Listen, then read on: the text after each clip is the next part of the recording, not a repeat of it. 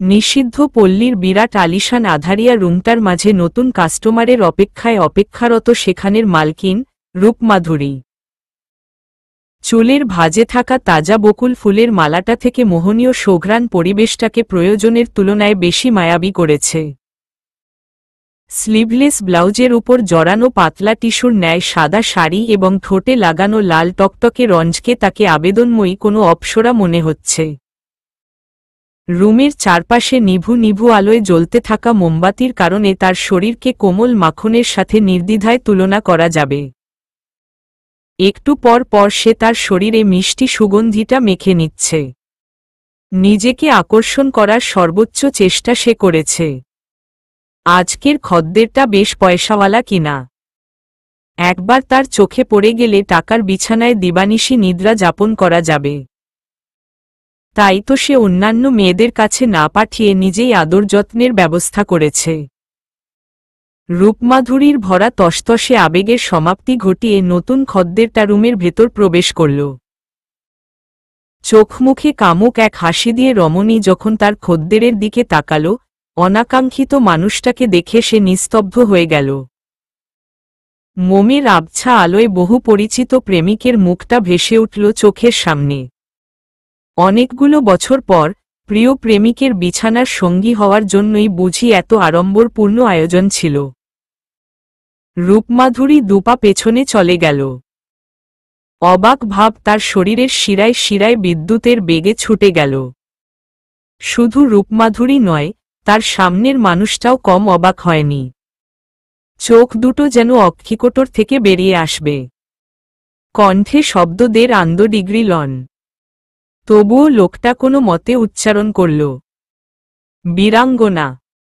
রূপমাধুরী টান টান কণ্ঠে বলল, বীরাঙ্গনা না, আমি বারাঙ্গনা। 1419 বঙ্গাব্দের 2রা জ্যৈষ্ঠ, বৃহস্পতিবার। সিলেটের বিশাল চা বাগানের ভেতর মিহি সুরে ডাকছে কোকিল। ভোর হতে না হতেই দেখা দিয়েছে ঠা ঠা শুষ্ক রোদের। সেই রোদ মাথায় নিয়ে এপাড়া ওপাড়া ছুটে বেড়াচ্ছে পত্র। আজ তার প্রচুর কাজ, বড় বোনের বিয়ে কিনা। কত কিছু তাকে জোগাড় করতে হচ্ছে ছুটোছুটি করে। গ্রামের সরু পথটি দিয়ে 15 বছরের কিশোরী পত্র ছুটে যাচ্ছে পাড়ার জেঠিমাকে ডাকতে। কি যেন একটা নিয়ম আছে বিয়ের, যেটা জানার জন্য একজন বড় মানুষ দরকার, তাই তো পত্রের মা তাকে পাঠিয়েছে জেঠিমার কাছে। কোনো মতে নাকে মুখে শ্বাস আটকে সে ঠাকুর বাড়ির জেঠিমার কাছে এসে পৌঁছাল। জেঠিমা তখন কেবল রান্না বসিয়েছে। পত্র হাঁপাতে হাঁপাতে গিয়ে জেঠিমাদের পীরের উপর বসেছে। বুকের উপর ভাঁজ করা সুতির ওড়নাটা দিয়ে ছোট কালো মুখটার ঘাম মুছতে মুছতে বলল, জেঠিমা, ও জেঠিমা, একটু আমাদের বাড়িতে চলো, মা বলেছে তোমারে নাকি দরকার এক্ষুনি।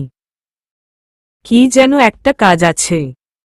ঠাকুর বাড়ির জেঠিমা বিশেষ হেলদোল দেখাল না পত্রের কথায়, বরং মাটির চুলায় সরু একটা বাঁশের টুকরোর সাহায্যে ফু দিতে দিতে বলল, ও পত্র, মা শোন না, আমি এখন তোর জেঠা মশাইয়ের জন্য রান্না বসিয়েছি। সে মিনসে তো দুপুরের শুরুতেই গরম গরম ভাত না পেলে তা ডিগ্রি নডব চালিয়ে দেয়। তুই না হয় গোসাইদের বড় বউকে নিয়ে যা, ও মহিলা আবার ভালো নিয়মকানুন জানে। পত্র গো ধরল, চোখমুখ কুচকে বলল, না না, মা তোমাকেই যেতে বলেছে। আর তোমার যেই পিতলের বড় কড়াইটা আছে না, সেটাও নিতে বলেছে। ঠাকুর জেঠিমা বিরক্ত হলেন। বিরক্ত কণ্ঠে বললেন, আমার বাড়ির সব বাসনপত্র দেখি তোদের বাড়িতে চলে যাচ্ছে। কি বিয়ে ধরলি বাপু? অন্যের কাছ থেকে খুঁজে মেগে বিয়ে ধরার কি দরকার ছিল বলতো দেখি। জেঠি মায়ের কথা তেমন গায়ে মাখল না পত্র, বরং সে জেঠিমার পাশে এসে গায়ে গা ঘেঁষে বসে পড়ল। জেঠিমার হাতের খুন্তিটা জোর করে নিজের হাতে নিয়ে তরকারি নাড়তে নাড়তে বলল, আমরা তোমরা কি আলাদা হলাম নাকি গো? আমরা চা বাগানের সবাই তো সবার আত্মীয়। যাও না গো জেঠিমা, তুমি না আমার লক্ষ্মী জেঠিমা, যাও না। দিদির বিয়েটা ভালোই ভালোই মিটে গেলে সবারই তো খুশি, তাই না বলো? তুমি আমাদের বাড়ির কাজটা শেষ করতে করতে আমি তোমার রান্নাবান্না এগিয়ে দিব। এবার যাও লক্ষ্মী জেঠিমা। এমন মিষ্টি আহ্লাদি আবদার ফেলতে পারার সাধ্য কারো নেই। তাই তো না চাইতেও ঠাকুর জেঠিমা উঠে দাঁড়াল। বেশ শক্ত কণ্ঠে বলল, একমাত্র তোর এই মায়ার জন্য আমি কিচ্ছুটি করতে পারি না। মায়া দিয়ে যেন সব বেঁধে রাখবি এমন পণ করেছিস। তা আমি যাচ্ছি, কিন্তু সাবধানে করবি সব কাজ। আর শোন, তোর অভ্র দাদা কিন্তু একটু পর চা খাবে। তাকে একটু ঘন করে চা বানিয়ে দিস কেমন? দুধের স্বর দিবি। আর ওর পোড়ায় বিরক্ত করিস না কেমন? পত্র ভালো মেয়ের মতন মাথা নাড়াল। জেঠিমা ছুটল পত্রদের বাড়ি। জেঠিমা বের হওয়ার পর মিনিট 2 পেরুতেই জেঠিমাদের বাড়ির ভেতরের রুম থেকে ডাক ভেসে এলো। পত্র ডাক শুনেই চা বসিয়ে দিল দ্রুত। অভ্র দাদার শৃঙ্খলার বাহিরে যাওয়া পছন্দ না। সঠিক সময়ে চা না পেলে হয়তো বাড়ি মাথায় তুলবে। খুব দ্রুত হাতেই চা বানিয়ে ফেলল পত্র। রান্নাবান্নায় একদম পাকাপোক্ত সে। যে কোনো রান্না সে খুব দ্রুতই সেরে ফেলতে পারে কোনো রকমের সাহায্য ছাড়াই। বাড়ির বেশিরভাগ কাজ তো সেই করে। দিদি আবার তেমন কাজটা যে হাত দিত না।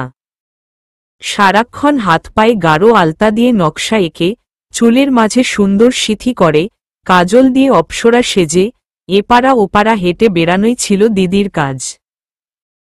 পত্রও কম পাড়া ঘুরে না, কিন্তু মেয়েলি সাজগোজের প্রতি তার আবার আকর্ষণ কম। আকর্ষণ কম থাকার কারণও আছে।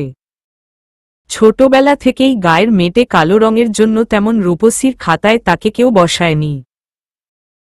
মনের মাঝে কেবল একটা ধারণা পুষেই সে বড় হয়েছে, কালোদের রঙিন হওয়া বারণ। এতে অবশ্য তার আফসোস নেই।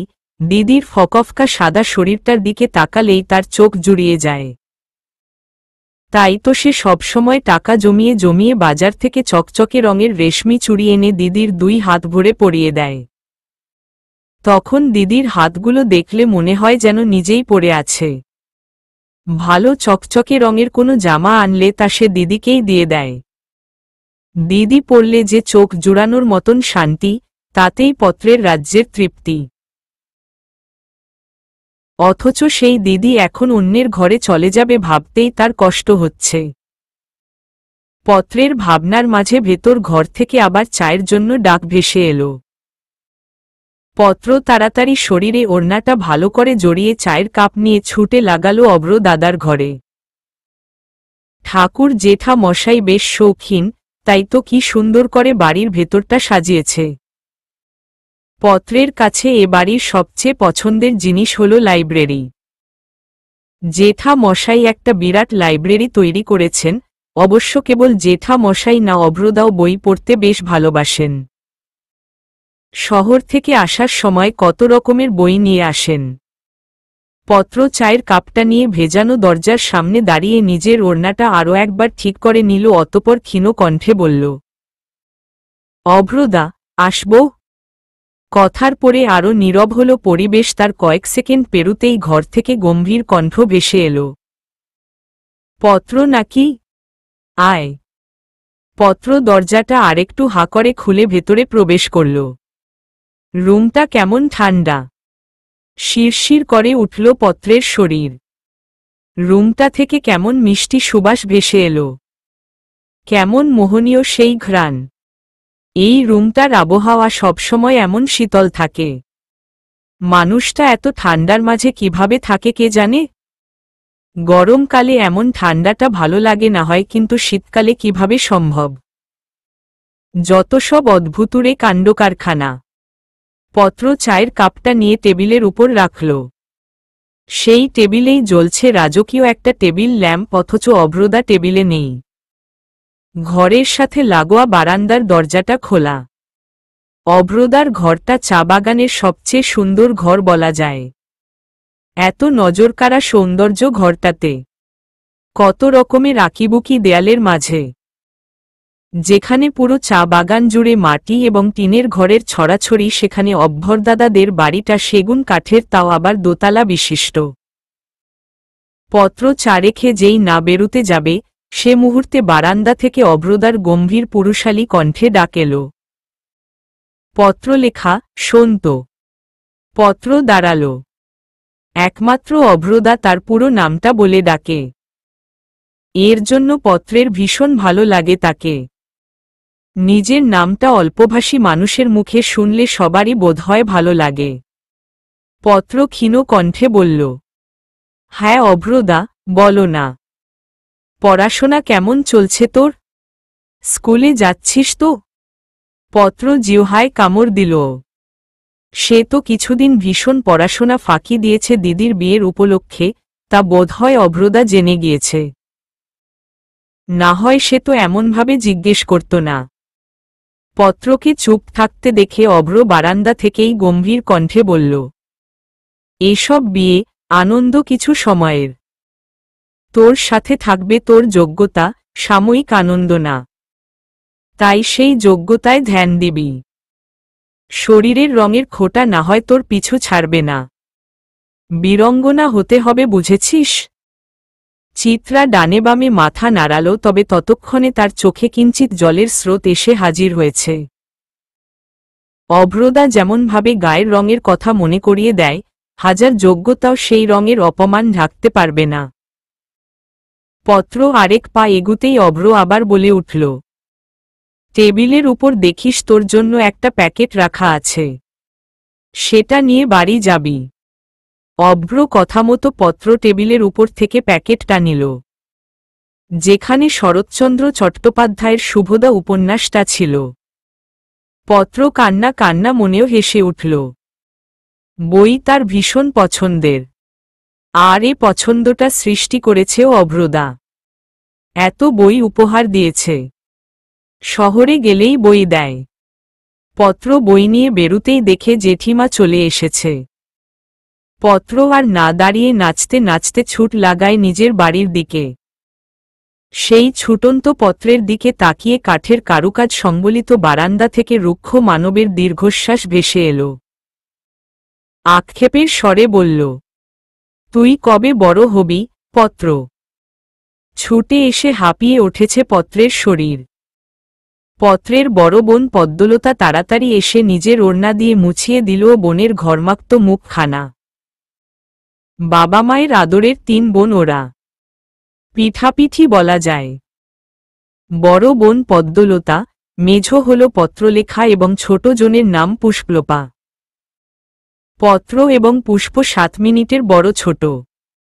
তাদের চেহারার গড়ন হতে শরীরের গঠন একদম এক, কেবল ভিন্ন হল গায়ের রং। পত্র কালো এবং পুষ্প বড় বোনের মতনই সুন্দরী। পত্রের বাবা সামান্য কেয়ারটেকার, চা বাগানের দেখাশোনা করেন তিনি। বেশ সাদামাটা মানুষ। ছোটবেলা থেকেই তিনি সাহিত্যপ্রেমী ছিলেন বলেই মেয়েদের এমন কাব্যিক নাম রেখেছিলেন। তবে তাদের শখ অনুযায়ী পরিবেশ ছিল বেশ অগোছালো, কিন্তু তাতে কি, মানুষের সাথে মানুষের যে প্রীতি, তা ছিল অনেক। পদ্মলতা ঘাম মুছতে মুছতে বেশ আদুরে কণ্ঠে বলল,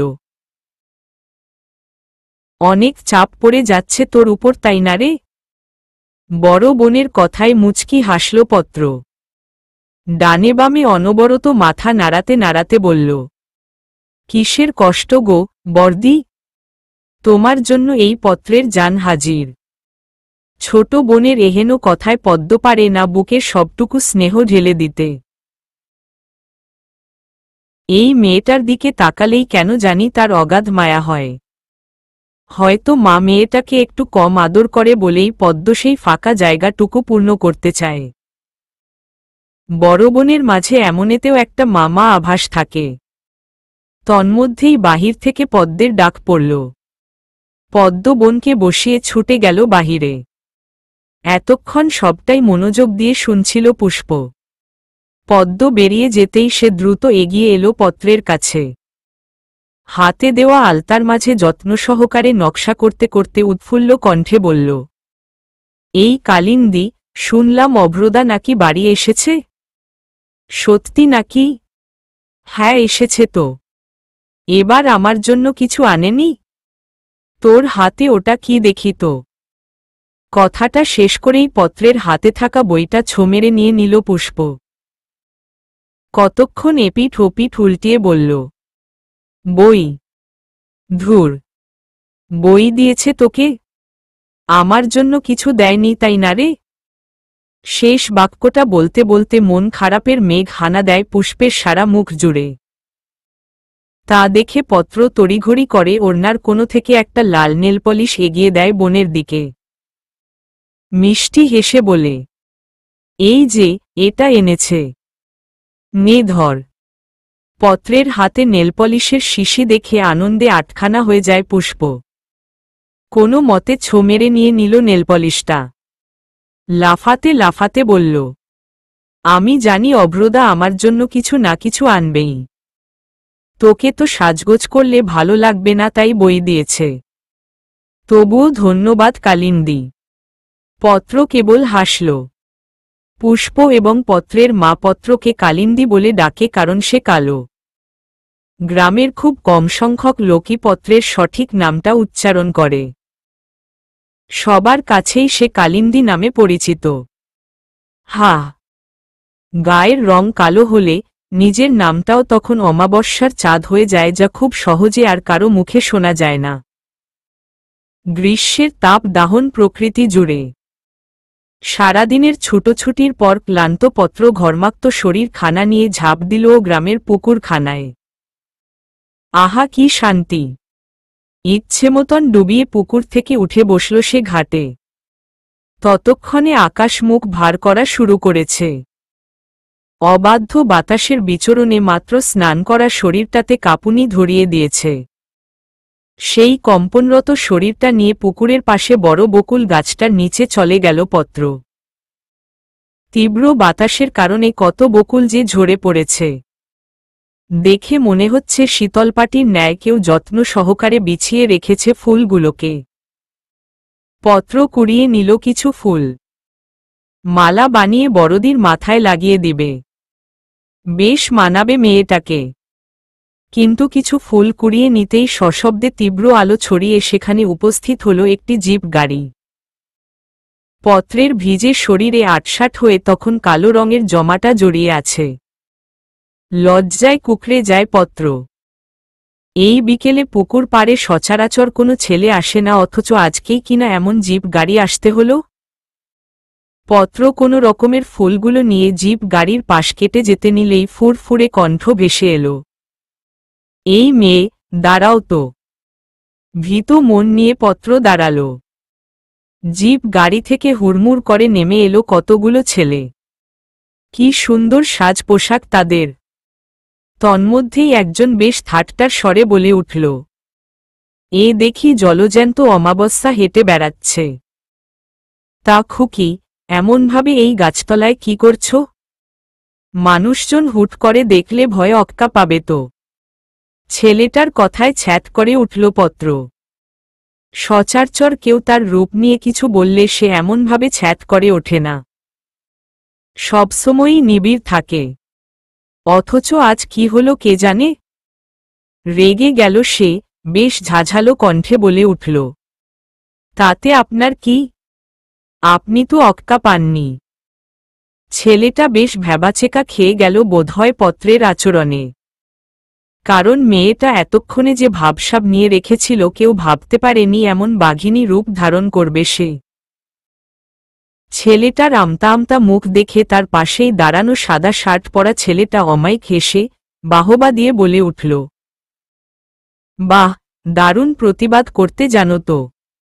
একদম বীরাঙ্গনা। পত্রের মুখ প্রশংসায় উজ্জ্বল হয়ে উঠল। অনেক মানুষ তাকে অনেকভাবে প্রশংসা করেছে, কিন্তু এই প্রথম সে না চাইতেও রেগে গিয়ে প্রশংসা কুড়িয়েছে। বীরাঙ্গনা শব্দের ওজন যে অনেক। পত্রলেখা বহন করতে পারবে তো সে ভার? রাতের তুমুল বৃষ্টির পর ভেজা ভেজা ভোরের আগমন ঘটেছে। জ্যৈষ্ঠ মাসের শুরুতেই কালবৈশাখী ঝড়ের আগমন। গতকাল রাতেও টিনের চালে ঝুপঝাপ শব্দ করে কতক্ষণ তাণ্ডব চালিয়ে গেল সে ঝড়। ভোর 5টা বাজার সাথে সাথেই পত্রের বিছানা ছাড়ার অভ্যেস। সকাল সকাল উঠে উঠোন ঝাড়ু দেওয়া, আগের দিন রাতের থালাবাসন সব সেই ধোয়ে। তারপর পুকুর পাড়ের পাশে জবা গাছ থেকে থোকা থোকা হয়ে ফুটে থাকা রডিগ্রি কোক্তজবা ফুল পুজোর জন্য তুলে আনা তার দৈনন্দিন কাজের একাংশ। আজও সেই অভ্যাসবশত সে উঠে পড়েছে। উঠেই আগে তাদের ঘরের সামনে অবস্থানরত ছোট উঠোনটা ঝাড় দিয়ে নিল। বৃষ্টির কারণে তা কাদা কাদা হয়ে থাকায় বেশ কষ্টই হয়েছে ঝাড় দিতে। অতঃপর বাসনপত্র নিয়ে ছুটল পুকুর পাড়ে। গতকাল বৃষ্টি হওয়ার কারণে আজ সূর্য ওঠেনি আকাশে। আশেপাশে তখনও আধার আধার ভাব এবং কনকনে ঠান্ডা বাতাসের উপস্থিতি। বেশ স্বাভাবিকভাবেই পত্র তাদের বাড়ির সদর দরজা পেরিয়ে সামনের ছোট মাঠটা পিছনে ফেলে পুকুর পাড়ে গিয়ে দাঁড়াল। পুকুরের জল টলমল করছে। পত্র দুই হাতের রাজ্যের থালাবাসন নিয়ে পুকুরের শেষ সিঁড়িটাতে নেমে উপর হয়ে বসে মনোযোগ দিয়ে তার কাজ করা শুরু করল।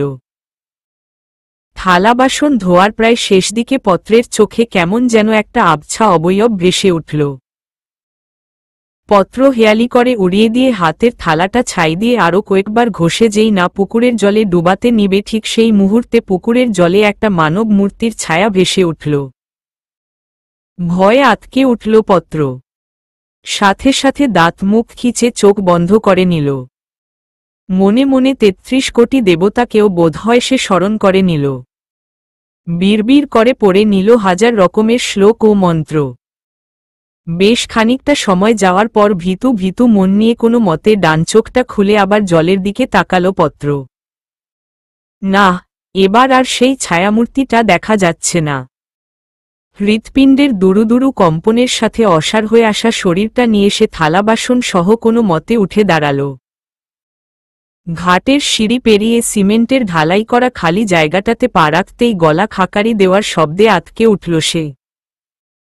হাত থেকে ঝনঝনিয়ে পড়ে গেল স্টিলের থালাবাসনগুলো।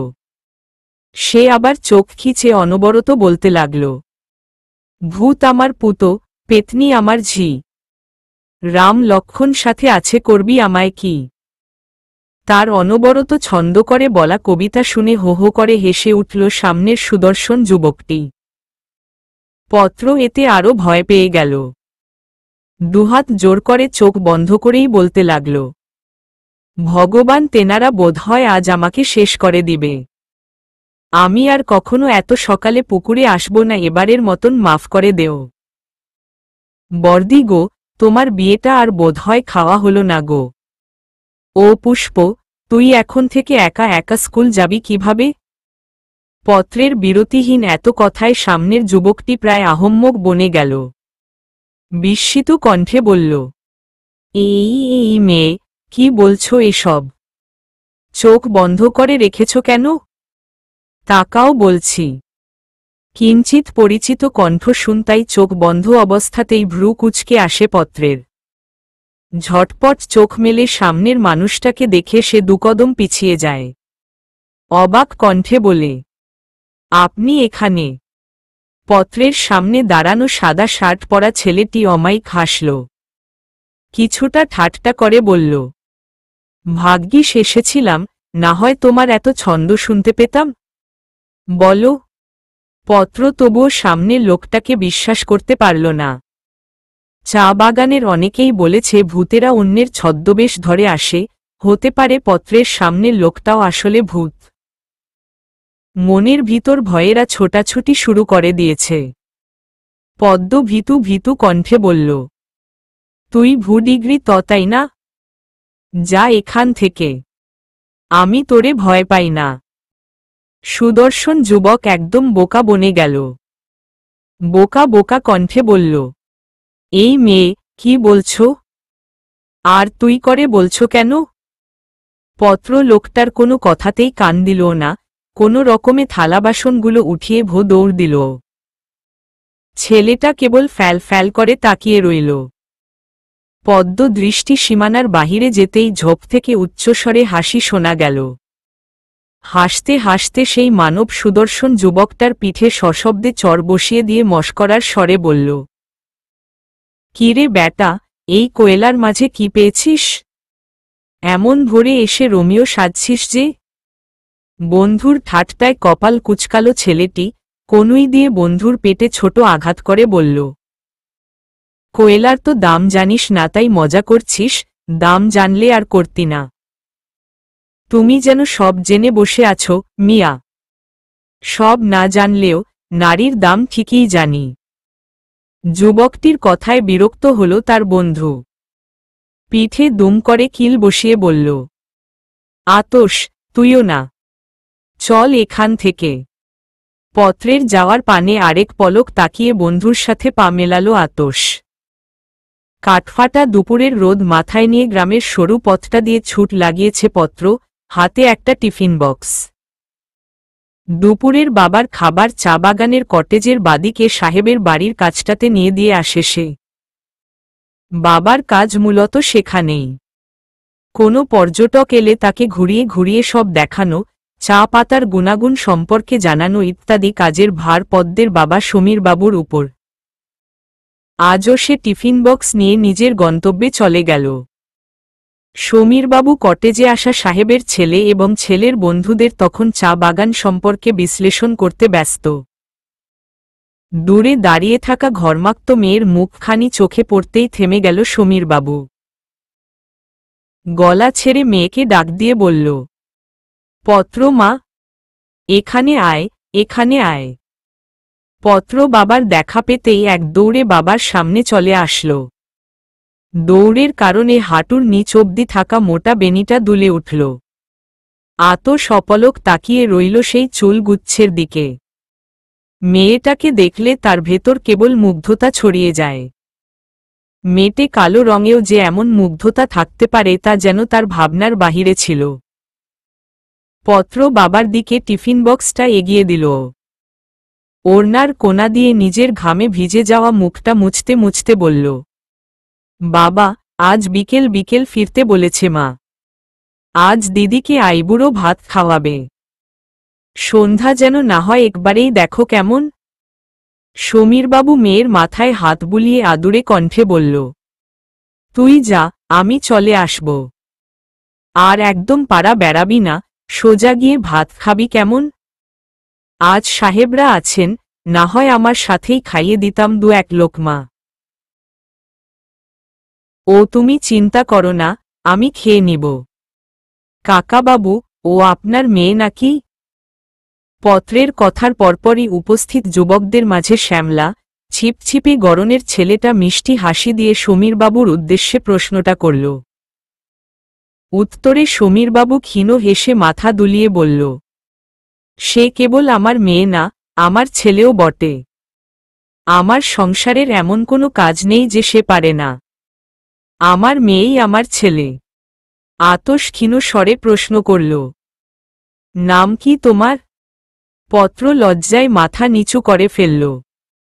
থুতনির সাথে বুক প্রায় লেগে গিয়েছে। ভোরে যেই একটা বোকা কাজ করল, তারপর আর মুখ দেখানো মানায় নাকি?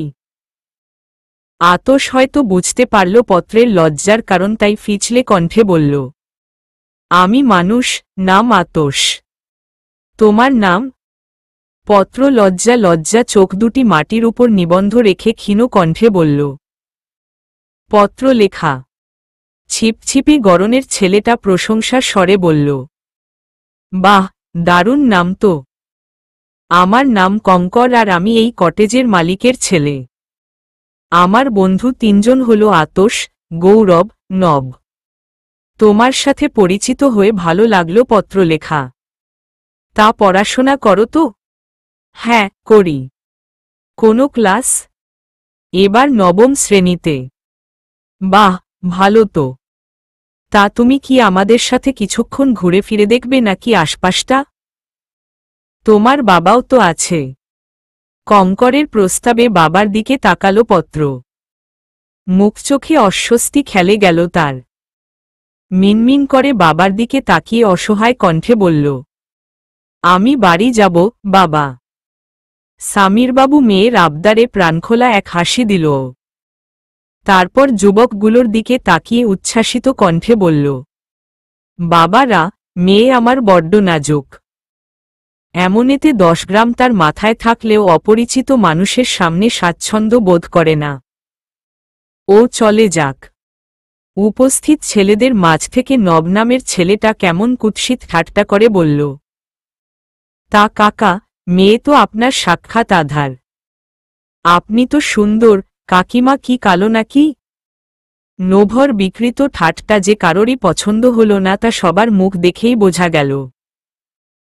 তবে একজনের গায়ে লাগল না সে ঠাট্টা, বরং সে বেশ আগ্রহ নিয়ে বলল, না না, আমার মা তো অনেক সুন্দর, সাক্ষাৎ মা দুর্গা। আর তুমি? নভের প্রশ্নে পত্রের হাসি হাসি মুখের হাসি আরও বিস্তৃতি লাভ করল, নিজের বাবার বাহু জড়িয়ে ধরে বলল, বাবা বলেন, আমি একদম কালী ঠাকুরের মতন। যার কথা মনে পড়লেও শরীরের পশম দাঁড়িয়ে যায়। আর অভ্রদা বলেছে, নারীর দেহের রং তো কেবল ঠুনকো আস্তরণ। নারী সত্তার উপরে আর কোনো আবরণের ঠাঁই নেই। মেয়ের গভীর কথার ছোঁয়ায় গর্বে সমীরবাবুর চোখ জ্বলজ্বল করে উঠল। নব বাদে বাকি যুবকগুলোও বেশ খুশি হল। কঙ্কর নামের ছেলেটা তো বুক পকেটের মাঝে আটকে রাখা কলমটা পত্রের হাতে দিয়ে প্রশংসার সাথে বলল, তুমি অনেক সুন্দর, আর বুদ্ধিমতীও। তাই এটা আমার তরফ থেকে তোমার জন্য। পত্র সাথে সাথে উপহার খানা নিল না, বরং বাবার চোখে খুঁজে বেড়াল অনুমতির ছায়া। সমীরবাবু ঘাড় কাত করে কলমটা নেওয়ার সম্মতি দিতেই পত্র খুশি মনে নিয়ে নিল সেটা। এবং যেমনভাবে ছুটে এসেছিল ঠিক তেমনভাবেই চোখের পলকে দৃষ্টি সীমার বাহিরে চলে গেল। যুবকগুলো সে পথ পানে তাকিয়ে রইল। কিশোরীর ছুটন্ত পায়ে যেন পথেদের মাঝেও খিলখিল হাসির ছটা। দুপুরের রোদ তখন পশ্চিম আকাশে ঝিমিয়ে এসেছে। বাবার ফেরার অপেক্ষায় পদ্মলতার আইবুড়ো ভাতটা দুপুরে করা হয়নি। বাবাকে ছাড়া মেয়েটা কিচ্ছু বুঝে না। অন্যদিকে এই সুযোগে মায়ের হাতে হাতে অনেক কাজ শেষ করেছে পত্র। গোবর জল দিয়ে উঠোন লেপে, কলসি ভরে খাবার জল এনে, উঠোন জুড়ে আলপনা এঁকে তারপর আবার স্নান করেছে। গরমকাল এলেই দুবেলা তার স্নান করতে হয়। ছোটবেলা থেকেই এমন অভ্যেস। স্নান করে আসার সময় দিদির জন্য বকুল ফুলও কুড়িয়ে এনেছে, তা দিয়ে আবার মালা গেঁথে দিদির চুলের খোপাতেও লাগিয়ে দিয়েছে। এত কাজ শেষ করে অবশেষে নিজের ঘরে এসে বসল মেয়েটা। আপাতত ঘরে বর্দি কিংবা পুষ্প কেউ নেই। পুকুরে ডুব দিয়ে স্নান করার কারণে বড় বড় চুলগুলো ভিজে একদম নাজেহাল অবস্থা। ব্যস্ত পায়ে উঠে ঘরের পূর্বদিকে লাগানো টিনের মাঝের গোল আয়নার সামনে গিয়ে দাঁড়াল পত্র। অনেক খোঁজাখুঁজির পর চিরুনি বের করে তা চালান করল চুলে। আনমনেই চুল আঁচড়াতে আঁচড়াতে তার চোখ গেল গোল ছোট আয়নাটার উপর। কি মনে করে সে আয়নাটার দিকে আরেকটু এগিয়ে এলো, হাতে তুলে নিল আয়নাটা। খুব যত্নে, মনোযোগ সহকারে নিজের টানা টানা, ভাষা ভাষা মুখটার দিকে তাকাল। কেমন বড় বড় চোখ, নকশা করা ঠোঁট, উঁচু সরু নাক। যেন সৃষ্টিকর্তা বড় যত্ন করে বানিয়েছে এই চেহারা। কোথাও কোনো খুঁত নেই। 15 বছরের জীবনে পত্র বোধহয় কখনো এত মনোযোগ দিয়ে নিজেকে দেখেনি। লোকমুখে নিজের কুৎসিত বর্ণনা শুনে সত্যি বলতে কখনো নিজেকে দেখার ইচ্ছে হয়নি তার। অথচ সে অতটাও তো অসুন্দর না। ঘুরিয়ে ঘুরিয়ে আয়না উলটপালট করে কতক্ষণ দেখল নিজেকে। আবার নিজেই নিজের প্রশংসা করল মেয়েটা। বড় স্বাদ জাগল তার ভোমর কালো চোখগুলোতে পুষ্পের মতন করে টানা টানা কাজল লাগাতে। অভ্রদা বলেন, জীবনে আর সব অপূর্ণ রাখলেও ইচ্ছে অপূর্ণ রাখা উচিত না। ইচ্ছে অপূর্ণ রাখলে জীবনের স্বাদটা পানসে হয়ে যায়। আর পত্র বরাবরই অভ্রদার কথা অনুযায়ী চলে। তাই তো আনন্দিত মনে খুঁজে চলল কাজল। কিন্তু অদ্ভুতভাবে সে আবিষ্কার করল, তার কাছে আসলে কোনো সাজগোজের জিনিসই নেই। কাজলই বা আসবে কোথা থেকে? ভাবতে ভাবতেই পত্রের মন ছোট হয়ে এলো। ইস, কেন যে একটা কাজল নেই তার কাছে। হুট করেই তার পুষ্পের সাজগোজের বাক্সের কথা মনে পড়ল, যেখানে পুষ্পের সব ধরনের প্রসাধনী রয়েছে। পত্র চট করে বসা থেকে উঠে দাঁড়াল।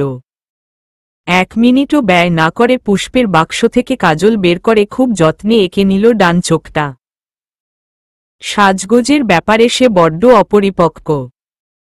সেই অপরিপক্ক হাত দিয়েই দুচোখ ভরে আঁকাবাঁকা করে কাজল লেপটে নিল।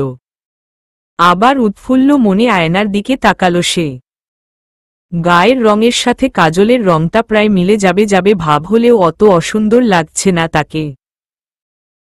বাচোখের কোনায় কাজলটা দিয়ে শেষ টানটা দেওয়ার সময় তার ঘরে হুড়মুড় করে প্রবেশ করল তার মা ছায়া। ব্যস্ত কণ্ঠে ডাক দিতে দিতে থমকে দাঁড়ালেন তিনি, বিস্মিত কণ্ঠ আকাশ ছোঁয়া করে হাঁক তুলে বললেন, কি করছিস তুই, কালিন্দী? আকস্মিক ডাকে চোখের কোণের কাজলটা অযত্নের সহিত খানিকটা এবড়ো থেবড়ো হয়ে গেল। ছলাৎ করে লাফিয়ে উঠল হৃৎপিণ্ডটা। আমতা আমতা করে পত্র বলল, কই মা, কিছু না তো। মেয়ের কথায় ভরসা পেলেন না ছায়া। বেশ গভীর দৃষ্টি ফেলল মেয়ের দিকে, কতক্ষণ চুপ করে থেকে বলল, এখন কি কাজল দেওয়ার সময়? যা কাজ পড়ে আছে তা করবে কে? একা হাতে আমি কয়দিক সামলাব শুনি? পত্র হাতের কাজলটা রেখে মায়ের কাছে দ্রুত এগিয়ে এলো, বেশ অকৃত্রিম এক হাসি দিয়ে বলল, এই তো আমি করে দিচ্ছি মা। বলো তো কি কি করতে হবে? ছায়া আর চোখে একবার তাকালো মেয়ের দিকে, কণ্ঠ খাদে নামিয়ে বলল, ছানার ডালনা করেছিলাম, অভ্রটা তো আবার বেশ পছন্দ করে। দিয়ে আসবি নাকি সাজগোজি করবি? না পুষ্পকে বলবো? না না মা, তুমি আমাকেই দেও, আমিই দিয়ে আসি। পুষ্পকে কষ্ট দেওয়ার কোনো দরকার নেই, আমি আছি না। সারাদিন যে তুই কত কাজ করছিস, তোর বুঝি কষ্ট লাগে না? ঘরের দরজায় দাঁড়িয়ে থাকা পদ্মলতার প্রশ্নে মা ও পত্রের নজর সেখানেই গেল। পত্র মিষ্টি হেসে বলল, না, লাগে না বর্দি। পদ্মলতা এগিয়ে এলো, বোনের থুতনি ধরে বলল, কেন লাগে না কষ্ট? কারণ আমি বাবার রাজকন্যা, আর রাজকন্যাদের কোনো কষ্ট থাকে না। মেয়ের কথায় ধমকে উঠল ছায়া, বিরক্ত কণ্ঠে বলল, কথা শেষ হলে একটু তরকারিটা দিয়ে এসে আমায় উদ্ধার করো।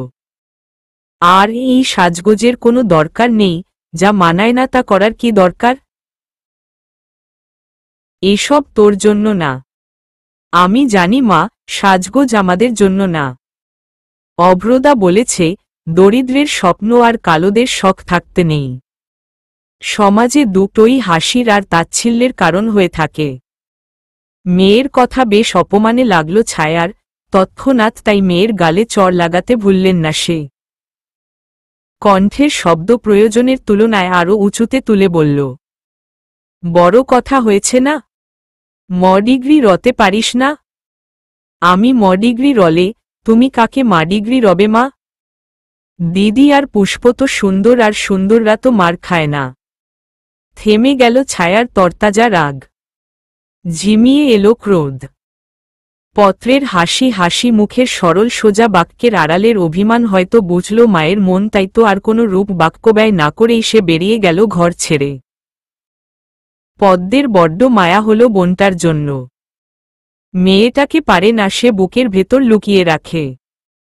হালকা জলপাই রঙের কামিজটা শরীরে জড়িয়েই ব্যস্ত পায় অভ্রদায়ের বাড়ির উদ্দেশ্যে ছুট লাগাল পত্র। ছানার তরকারি হলে অভ্রদা বেশ খুশি হন। চা বাগানের চারপাশেই হিজিবিজি ঝোপঝাড়ে ভরা।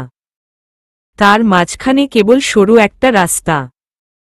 খুব কমই খোলামেলা জায়গা আছে, আর যতটুকু খোলামেলা জায়গা আছে তার বেশিরভাগই মাঠ, যেখানে বর্তমানে বড় বড় দালান উঠানোর কথা চলছে। মোটা বেনিটা দুলাতে দুলাতে বাগানের মাঝের সরু পথটা দিয়েই ছুটে চলছে পত্র। তরকারির বাটিটা দুহাতে সাবধানের সাথে আঁকড়ে ধরে রাখা। নিজের বাড়ি থেকে বেরিয়ে প্রায় ৩-৪ মিনিট পথ পেরুতেই সরু রাস্তায় তুমুল শব্দ করে একটি জিপ গাড়ি এসে তার সামনে থামল। পরিচিত সেই কালো রঙের জিপ গাড়িটা দেখে পত্রের পা আপনা আপনি থেমে গেল। তার কেন জানি ভীষণ লজ্জা লজ্জা লাগে এই শহুরে ছেলেদের সামনে। বিশেষ করে আতশ ছেলের অমন চাহনি তাকে কেমন অস্বস্তি দেয়। অস্বস্তিতে শিরশির করে উঠে তার শিরা উপশিরা। আর কিশোরী পত্র এমন অনুভূতির সাথে কখনোই পরিচিত ছিল না। কেমন নিজেকে অসার অসার লাগা অনুভূতি এটা। পত্র যখন অস্বস্তিতে কাচুমাচু হয়ে দাঁড়িয়ে আছে, তখনই জিপ গাড়ি থেকে সুঠামদেহী সুদর্শন যুবকটি নেমে এলো। মুখে প্রাণোচ্ছল হাসি নিয়ে বেশ কৌতুক করে বলল, তা পত্রলেখা যে, কোথায় যাওয়া হচ্ছে শুনি। পত্রের লজ্জা তখন আকাশ ছুঁই ছুঁই। অভ্রদার পরে এই আরেকজন মানুষ যার মুখ থেকে নিজের নামটা শুনতে বেশ ভালো লাগছে পত্রের। কেমন রোমাঞ্চ জাগছে মনে। অদ্ভুত অনুভূতিদের কেমন ভরাডুবিয়া ডিগ্রি আন্দোলন শুরু হয়ে গেছে অন্তরে। হৃৎপিণ্ডের গতিও স্বাভাবিকের তুলনায় বেশি বৃদ্ধি পাচ্ছে। এমনটা কেন হয়? এ প্রশ্নের উত্তর একমাত্র বান্ধবী বিন্নি দিতে পারবে। পত্রের আকাশপাতাল ভাবনার মাঝেই সুদর্শন যুবকটি বেশ উৎফুল্ল কণ্ঠে বলল, খুকির বুঝি কথা বলা বারণ। পুরুষালী কণ্ঠে পত্রের আকাশপাতাল ভাবনার সমাপ্ত ঘটল। কেঁপে উঠল কিঞ্চিত। আমতা আমতা করে সে বলল, আমি অপরিচিত মানুষের সাথে কথা বলি না। পত্রের কথায় ভ্রু কুচকালো আতশ। বুকের মাঝে দুহাত আড়াআড়িভাবে ভাঁজ করে বলল, তা পরিচিত কিভাবে হতে পারি বলো? নামধাম তো বলেছি তখন। এবার আর কি করতে হবে? জন্ম তারিখ, ঠিকানা, কুষ্টি মেলাতে হবে। তারপর পঞ্জিকা দেখে দিনক্ষণ বের করে আবার পরিচিত হতে হবে নাকি? আতশের গাছাড়া ঠাট্টায় পত্রের লজ্জা আরেকটু বাড়ল। সে মাথা নিচু করে মাটির দিকে তাকিয়ে মিনমিন করে বলল, একদম ঠাট্টা করবেন না। আচ্ছা, ঠাট্টা করলে কি হবে শুনি। পত্রলেখা কি কেঁদে দিবে? পত্র হয়তো বুঝল লোকটা বেশ ভাব জমানোর চেষ্টা করছে। তার উপরে কথার ধরন ও দেখতেও সুন্দর। নিখুঁত তার দেহ অবয়ব। যেন বর্দি এবং পুষ্পের মতন বড় যত্ন করে সৃষ্টিকর্তা তাকেও সৃষ্টি করেছে। তা বললে না তো কোথায় যাচ্ছ? ঠাকুর জেঠুদের বাড়ি। চিনেছেন? নিশ্চয় চেনেননি। শুধু শুধু জিজ্ঞেস করে লাভটা হলো কি? পত্রের মিনমিনে কথার ধরনে বেশ একটা তীক্ষ্ণ ধাঁচ আছে। আতশ আরও খানিকটা মুগ্ধ হল। প্রশংসা করে বলল, তোমার কিন্তু অনেক রূপ আছে। এক এক সময় এক একটার বহিঃপ্রকাশ বেশ আকর্ষণ জাগানোর মতন। তা চলো আমার সাথে, আমি তোমাকে তোমার জেঠুর বাড়ি পৌঁছে দেই। পত্র এবার চোখ তুলে তাকাল। একবার জিপ গাড়ি আরেকবার আতশের দিকে দৃষ্টি নিবন্ধ করল। একদম ফর্সা গায়ের রং লোকটার, ভালোই লাগে। সচরাচর পত্রের ফর্সা ছেলেদের কেমন কেমন যেন লাগে, কিন্তু এই যুবকটিকে অকারণেই ভালো লাগে তার। তাই তো কঠিন কথা বলতে গিয়েও কণ্ঠনালীতে আটকে যায়। অতপর কঠিনের জায়গায় কণ্ঠ হয় কোমল এবং সেই কোমল কণ্ঠে মিনমিন করে বলে, সবসময়ই এক শ্বাসে ছুট লাগিয়ে জেঠুর বাড়ি গিয়েছি, অভ্যেস আছে আমাদের। আপনাদের মতন জিপ গাড়িতে চড়ার অভ্যাস করলে পরে তো মুশকিল হয়ে যাবে চলাফেরা করতে। আমরা পায়ের উপরই ভরসা করি ভীষণ। অভ্রদা বলে, যতক্ষণ রথ আছে ততক্ষণ খেটে খাও। অন্যের উপর নির্ভরশীল হলে দিনশেষে খোটা খেতেই হবে। আর বোধ হয় খোটা খাওয়ার চেয়ে খেটে খাওয়াই ভালো। পেট না ভরলেও আত্মা ভরবে।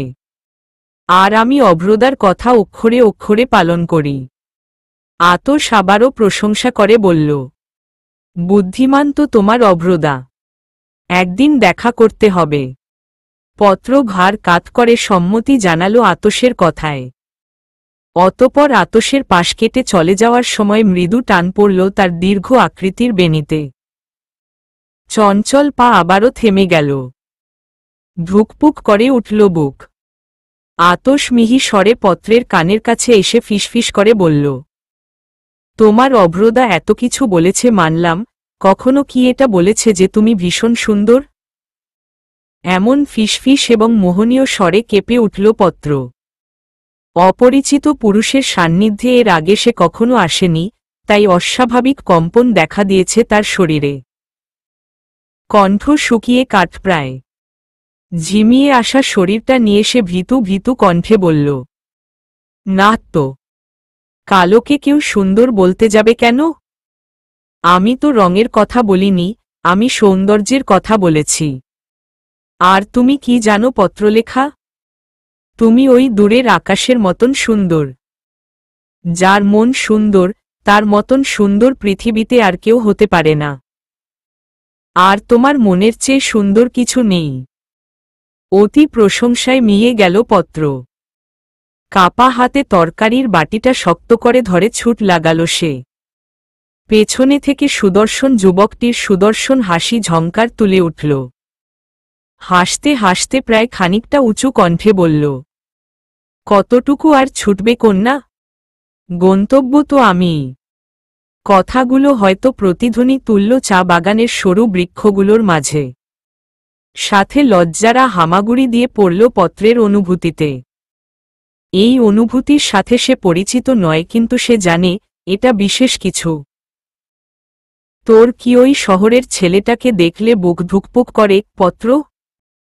বেশ ভাবুক স্বরে বিন্নি পত্রকে প্রশ্নটা করল। পত্রও বেশ কতক্ষণ ভাবুক হয়ে উত্তর দিল, যতবার দেখা হয়েছিল ততবারই তো ধুকপুক ধুকপুক করেছিল রে বিন্নি। আমার তো মনে হচ্ছিল এ বুঝি হৃৎপিণ্ডটা ছিঁড়ে হাতে চলে আসবে। বিন্নি আবার ভাবুক হয়ে কি যেন ভাবতে লাগল। পত্রও গভীর ধ্যান দিয়ে তাকিয়ে রইল বিন্নির উত্তরের জন্য। বিন্নি পত্রের সবচেয়ে প্রিয় বান্ধবী এবং অভ্রদার বোনও।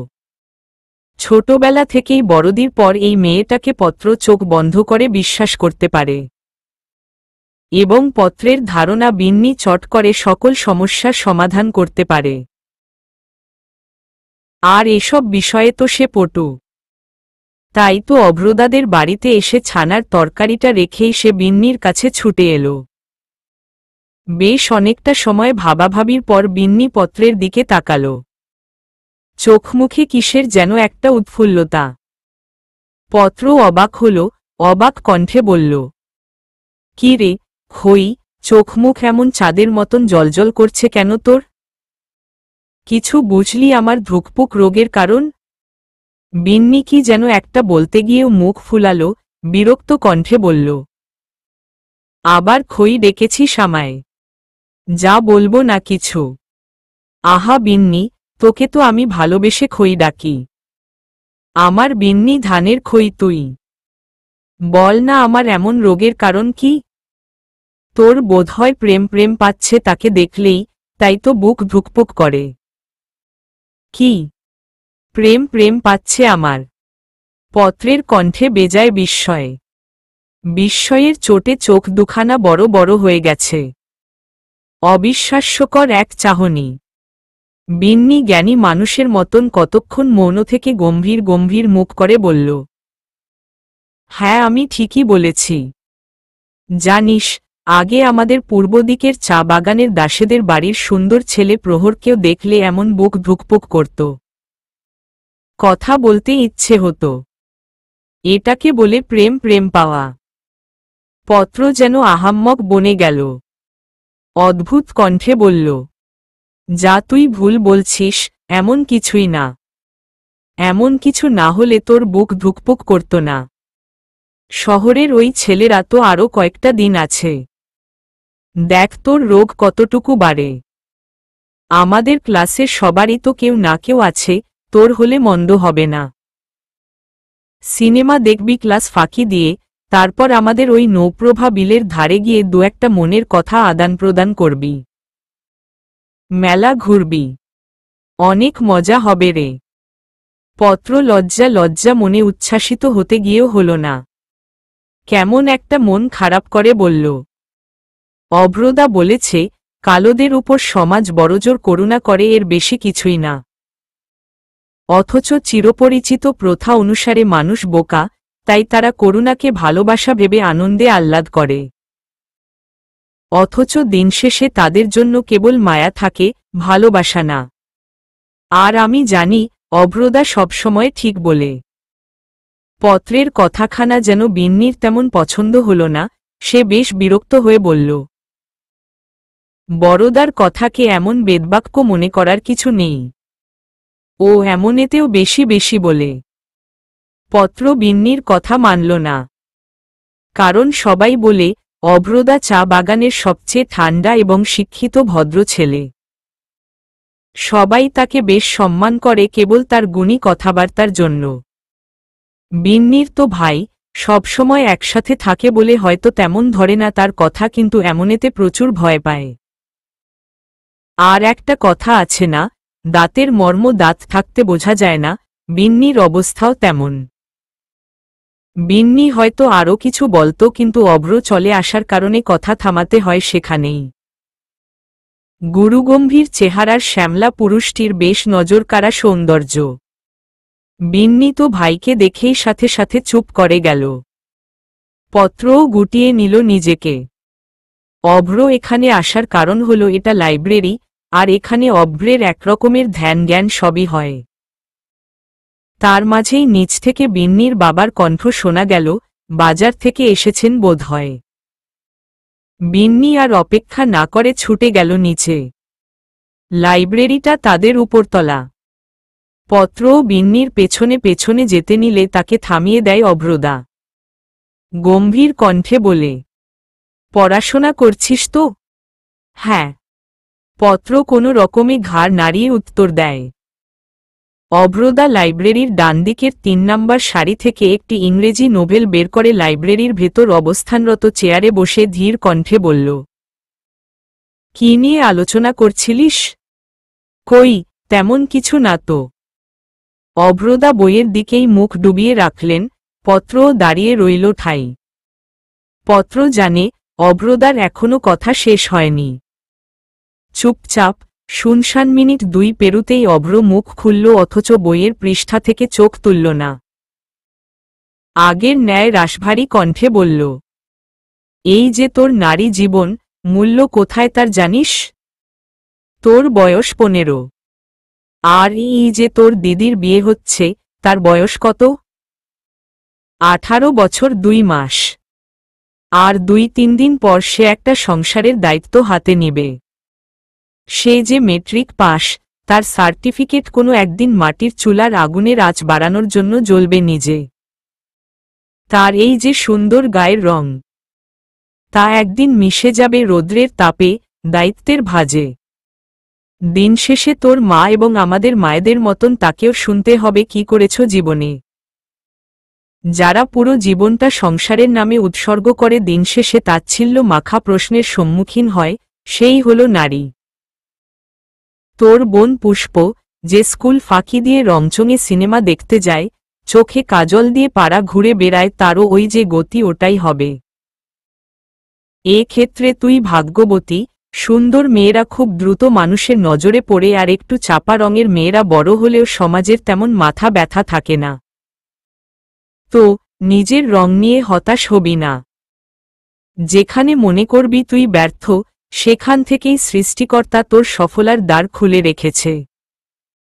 তোর কেবল এগিয়ে যেতে হবে। কেমন? পত্র নীরব থেকে বেশ মনোযোগ দিয়ে শুনল অভ্রদার কথা। সত্যিই অভ্রদা বেশ জ্ঞানী, না হয় এত সুন্দর সুন্দর কথা বলতে পারত। কোনো সাবজেক্ট নিয়ে যেন ভর্তি হয়েছিস? সায়েন্স। স্কুলের নাজমুল স্যারের কাছে প্রাইভেট পড়বি, আমি বলে এসেছি। মনে থাকবে? আর কালকের উপন্যাস বইটা পড়েছিস? না। বিয়ের অনেক কাজ গো অভ্রদা, তাই সময় করে উঠতে পারছি না। অভ্র আর কোনো কথা না বলে ধ্যান দিল বইয়ের পাতায়। আর আশ্চর্যজনকভাবে পত্রও এবার বুঝতে পারল অভ্রদার কথা শেষ। অভ্রদাকে সে বেশ ভালো বুঝে। পত্র ধীর গতিতে বের হয়ে যেতেই অভ্র বই থেকে মুখ তুলল, বেশ ধীরে, গোপনে বলল, তুই আমার বড্ড যত্নের তিল তিল করে গড়া সুখমহল। সন্ধ্যা নামতে নামতেই চারদিক আধার করে বিদ্যুৎ চলে গেল। চা বাগানে এখনো বিদ্যুৎ ব্যবস্থা তত উন্নত করা হয়নি। অন্যান্য জেলা থেকে এই জেলাটা বেশ পিছিয়েই আছে। পত্র হারিকেন জ্বালিয়ে উঠানের মাঝখানে পার্টি বিছিয়ে খুব মনোযোগ দিয়ে পড়াশোনা করছে। দিদির বিয়ের আর তো দিন 2 আছে। দেখতে দেখতে চলে এলো বিয়েটা। কিন্তু পড়াশোনার জন্য পত্র সময়ই পাচ্ছে না। যখনই পড়তে বসবে ভাবে, তখনই কোনো না কোনো কাজের জন্য ঠিক ডাক পড়ে। পত্রদের বাড়িতে এমনেতে তারা 3 বোনে এবং মা বাবা সহ আরও একজন বিধবা পিসি থাকে পত্রের। আর বিয়ে ঘনিয়ে এসেছে বলে কিছু আত্মীয় স্বজনেরও ভিড় পড়েছে বাড়িতে। আজও সন্ধ্যায় খুব মনোযোগ দিয়ে পড়তে বসেছে পত্র। তার সাথে দিয়ে ছুটে যাচ্ছে চঞ্চল বাচ্চাদের দল। কেউ খেলছে, কেউ হাঁটছে, কেউ আড্ডা দিচ্ছে। পত্র ধ্যান দিতে গিয়েও পারছে না। আকাশেও একটা গুমোট গুমোট ভাব। তার মাঝেই রান্নাঘর থেকে হাঁক তুললেন ছায়া, চওড়া কণ্ঠে ডাকছে পত্রকে। পত্র বই গুটিয়ে উঠার আগেই ঘর থেকে বেরিয়ে এলো পত্রের বিধবা পিসি। উঠান পেরিয়ে দক্ষিণ দিকে রান্নাঘরের সামনে গিয়ে বিরক্ত কণ্ঠে বললেন, কি যে সমস্যা তোর বউ? মাইয়াটা একটু পড়তাছে, পড়ুক। তুই ডাকছ কেন? ছায়া মাছের বড় বড় টুকরোগুলোতে হলুদলবণ মাখাতে মাখাতে বলল, এত মানুষের কাজ আমি একা হাতে সামলাতে পারি? এক একজন তো রাজরানী হয়ে বসে আছে। এক রাত পরে কি বিদ্যেধরী হবে শুনি? তোর চেয়ে বেশি বিদ্যেধরী হবে দেখিস।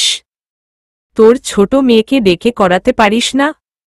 তার তো বিদ্যেধরী হওয়ার নামগন্ধ নাই, তো কামি করুক। ননসের কথায় বিরক্ত হল ছায়া, বিরক্ত কণ্ঠে বলল, ও মেয়ে পারে কিছু? পরে দেখা যাবে রান্না করতে এসে হাত পুড়িয়ে বসে থাকবে। না হয় তো ওকেই ডাকতাম। ছোট মেয়ে হাত পুড়াবে বলে চিন্তা করছিস, আর মেঝোটা কি দেবীর শরীর? পুড়বে না সেসব? পুড়লেও তো দাগ পড়বে না পিসি। পুষ্পর চামড়া সুন্দর, পুড়ে গেলে দাগটা জলজল করে ফুটে থাকবে, যা মায়ের অনুশোচনা সৃষ্টি করাবে। আমরা তো আগে থেকেই পুড়ে যাওয়া ভাগ্য আর চামড়া নিয়ে আসছি, আমাদের পুড়ালে অনুশোচনা দূরে থাক, কারো মাও হয় না। হাসি হাসি মুখে খুব গহীনের অভিযোগ তুলে ধরল পত্র মায়ের দ্বারে। ছায়া বুঝল না সে অভিমান, বরং রেগে গিয়ে এক ছোট কাঠের টুকরো ছুঁড়ে মারল পত্রের দিকে।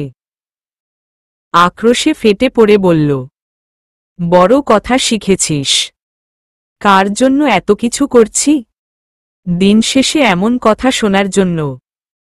আমাকে তুলে নেয় না কেন ভগবান? তোমায় কেন তুলে নিবে মা? দোষ তো আমার, ভগবান তুলে নিলে আমাকে নিবে। কালো হওয়ার চেয়ে বড় দোষ বোধহয় পৃথিবীতে আর একটাও নেই। মেয়ের হাসি হাসি মুখের ধারালো কথায় চুপ মেরে গেল ছায়া। এর মাঝেই বেশ হন্তদন্ত হয়ে পত্রের বাবা সমীরবাবু সাইকেল নিয়ে এসে উঠোনে থামলেন। ঘামে চুপচুপে হয়ে গেছে তার শরীর। হইচইয়ে পরিপূর্ণ বাড়ি নিমিষেই ঠান্ডা হয়ে গেল। ছায়াও স্বামীর এমন হন্তদন্ত অবস্থা দেখে রান্নাঘর থেকে ছুটে এলো। ঘরে সবার সাথে হাসাহাসি করা পদ্মলতা ও পুষ্পলতাও ছুটে এলো। পত্র বাবার কাছে গিয়ে জলের গ্লাস এগিয়ে দিল। সমীরবাবু কোনো রকমে জলটা খেয়ে অসহায় চোখে একবার বড় মেয়ের দিকে তাকালেন, অতঃপর দুফোঁটা অশ্রু ঝরিয়ে বললেন, পদ্ম মা, তোমার হবু স্বামী পালিয়েছে। বিয়েটা আর হচ্ছে না। এই একটা বাক্যেই উৎসবমুখর পরিবেশটা থিতিয়ে এলো। পদ্ম কেবল ফ্যালফ্যাল করে তাকিয়ে রইল বাবার দিকে। চোখের সামনে ভেসে উঠল কত রং বেরঙের ঝাপসা স্মৃতি। বিয়ে বাড়িতে শোকের আমেজ। মন খারাপের দাড়িপাল্লায় দুঃখ হল ভারী। উৎসবমুখর বিয়ে বাড়িটা নিমিষেই শুনশান নীরবতায় ছেয়ে গেল। বাগানের সব মানুষ আসে, দেখে যায় শোকে ডুবে থাকা মানুষজনকে। একটু হাহুতাশ করে, কেউ বা মেয়েটার মন্দ ভাগ্যের আফসোস করে। পদ্ম কথা বলে না, কেবল শক্ত মুখ করে চেয়ে থেকে সেই আফসোস মাখা বাক্যগুলো হজম করে। নতুন একটা খড়খড়ে দিনের আবির্ভাব। গতকাল সন্ধ্যার পর এই বাড়ির আনন্দ সব হাওয়ায় মিলিয়ে গেল। বড় মেয়ের ভাগ্যের এই অদৃষ্টের পরিহাস মেনে নিতে পারছে না কেউ। বিয়ের দুদিন আগে নাকি বর পালিয়েছে। এটা আদৌও মানা যায়? সমীরবাবু এমনেতেই খুব পরিশ্রম করে কিছু টাকা জমিয়েছিলেন বড় মেয়ের বিয়ের জন্য। সেসব টাকা যা আছে সব মোটামুটি খরচ হয়ে গেছে বিয়ের আগাম প্রস্তুতিতে। আর শেষে কিনা ভাগ্য এমন খেলল। পত্র স্কুলের পোশাক পরে কোনো মতে তৈরি হয়ে নিল। বড়দির বিয়ে উপলক্ষে অনেকদিন স্কুল যায়নি সে। আজ যেহেতু সেই আনন্দ অনুষ্ঠান নেই, তাই আর ঘরে বসে থেকেই বা কী লাভ। সকাল হতেই সে উঠে প্রতিদিনের মতন সকল কাজ সমাপ্ত করে অতঃপর স্নান করে তৈরি হয়ে নিল। দুপাশে বিরাট দুই বেনি, কালো শরীরে সাদা রঙের স্কুল পোশাক। বাড়ির বিধ্বস্ততা সে জানে, তবুও নিজের লক্ষ্য ঠিক রাখতে হলে তাকে ল ডিগ্রি অর্তে হবে। অভ্রদা বলেছে, জগতে থাকতে হবে নির্জীব। অতি সুখে আনন্দিত এবং অতি দুঃখে যেন পাথর না হয়ে যাও। দুটো সমীকরণ বজায় রাখতে পারলে জীবন সুন্দর। আর পত্র অক্ষরে অক্ষরে অভ্রদার কথা বিশ্বাস করে, পালন করে। কাঁধে ব্যাগ ঝুলিয়ে বের হওয়ার আগমুহূর্তে পত্রকে পিছু ডাকল তার পিসি সরলা। থালা ভরা জলভাত লাল টকটকে মরিচ দিয়ে মেখে হাজির হল। পত্র তা দেখে কিঞ্চিত অবাক হল এবং অবাক কণ্ঠে জিজ্ঞেস করল, পিসি, ভাত এনেছ কেন গো? পিসি জলে টইটুম্বুর ভাতগুলো আরেকটু মরিচ মাখিয়ে নিয়ে এক লোকমা পত্রের মুখে তুলে দিতে দিতে বলল, আগে খাইয়া ল, মাইয়া। স্কুল গেলে তো বিকালে আহস, খালি পেটে কেমন কইরা থাকবি হুনি। ঝাল ঝাল কইরা মাখছি, তাড়াতাড়ি খা। পত্রও বেশ আয়েশ করে ভাত মুখে দিতেই কোথা থেকে যেন ছুটে এলো পুষ্প। তারও পরনে স্কুলের পোশাক, কাঁধে ব্যাগ, চোখে কাজল, ঠোঁটে গোলাপি কি যেন চিকচিক করছে। সরলা ছুটন্ত পুষ্পকে দেখে বিরক্ত হল, অসহ্য রকমের বিরক্ত কণ্ঠে বলল, তোর এইহানে কাম কি? আইজ সূর্যিও বা কোনো দিকে উঠছে যে তুই নিজ ইচ্ছেতে স্কুল যাস? কি মতলব? পুষ্প চোখের খানিক লেপটে যাওয়া কাজল ঠিক করতে করতে বলল, তুমি আমার সাথে এমন করো কেন পিসি? আমাকেও তো পত্রের মতন ভালোবাসলে পারো। পুষ্পের কথায় মুখ বাঁকালেন সরলা, কপাল কুঁচকে বললেন, আজ এত মিঠা কথা কস কেন? আর আমি না ভালোবাসলেও তো তোর দিন যাচ্ছে, তাই না? আমার পত্রের ভাগ্য দেখ, তারে ভালোবাসার মানুষ খুবই কম। আমার মতন বেধবা মানুষ যদি হেই কমডা পুষাইয়া দেই তাতে ক্ষতি কিরে মাইয়া? তুই সুন্দর, তোরে ভালোবাসার লাইগ্গা পুরা পৃথিবী আছে। আমার পত্রের লাইগ্গা তো পৃথিবী দূরে থাক, তার ঘরের মানুষই নাই। পত্রের ভাত তখনও ডান গালে। পিসির কথায় আহ্লাদ পেয়ে বসল অশ্রুরা। হুট করেই ঘটল তাদের অনাকাঙ্ক্ষিত আগমন, যা পত্র চায়নি।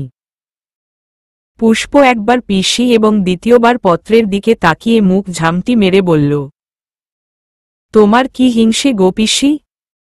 আমি একটু সুন্দর বলে তোমার সহ্য হচ্ছে না? সরলা উত্তর দিলেন না, বরং পত্রের মুখে গুজে দিল আরও এক লোকমা ভাত। কিন্তু পুষ্প তো পুষ্পী, সে সেকেন্ডের মাঝেই পুরো বাড়ি মাথায় তুলে ফেলল। প্রয়োজনের তুলনায় কণ্ঠ আরও উঁচু করে ফেলল, যেন পুরো চা বাগানে তার কণ্ঠ পৌঁছে যাবে। উচ্চস্বরে সে চেঁচিয়ে চেঁচিয়ে নিজের মাকে ডাকতে লাগল, মা, মা, এখানে আসো। দেখো, নিজের ঘরের মানুষই তোমার মেয়ের রূপ পছন্দ করছে না, অন্য কেউ আর কি বলবে? মা। গতকালে ঘটনার পর ছায়ার মন মেজাজ প্রচুর খারাপ। তার উপর সারা রাত না ঘুমিয়ে কেঁদেছে। এই সমাজে মেয়েদের বিয়ে ভাঙার মতন ভয়াবহ ঘটনা যে একটা মেয়ের জীবনকে নষ্ট করে দেয় তা ছায়াও জানে। সারা রাত মেয়েকে পাশে নিয়ে শুয়েছিল। চিন্তায় চিন্তায় তার নাজেহাল অবস্থায় রাতটা গিয়েছে কোনো মতে।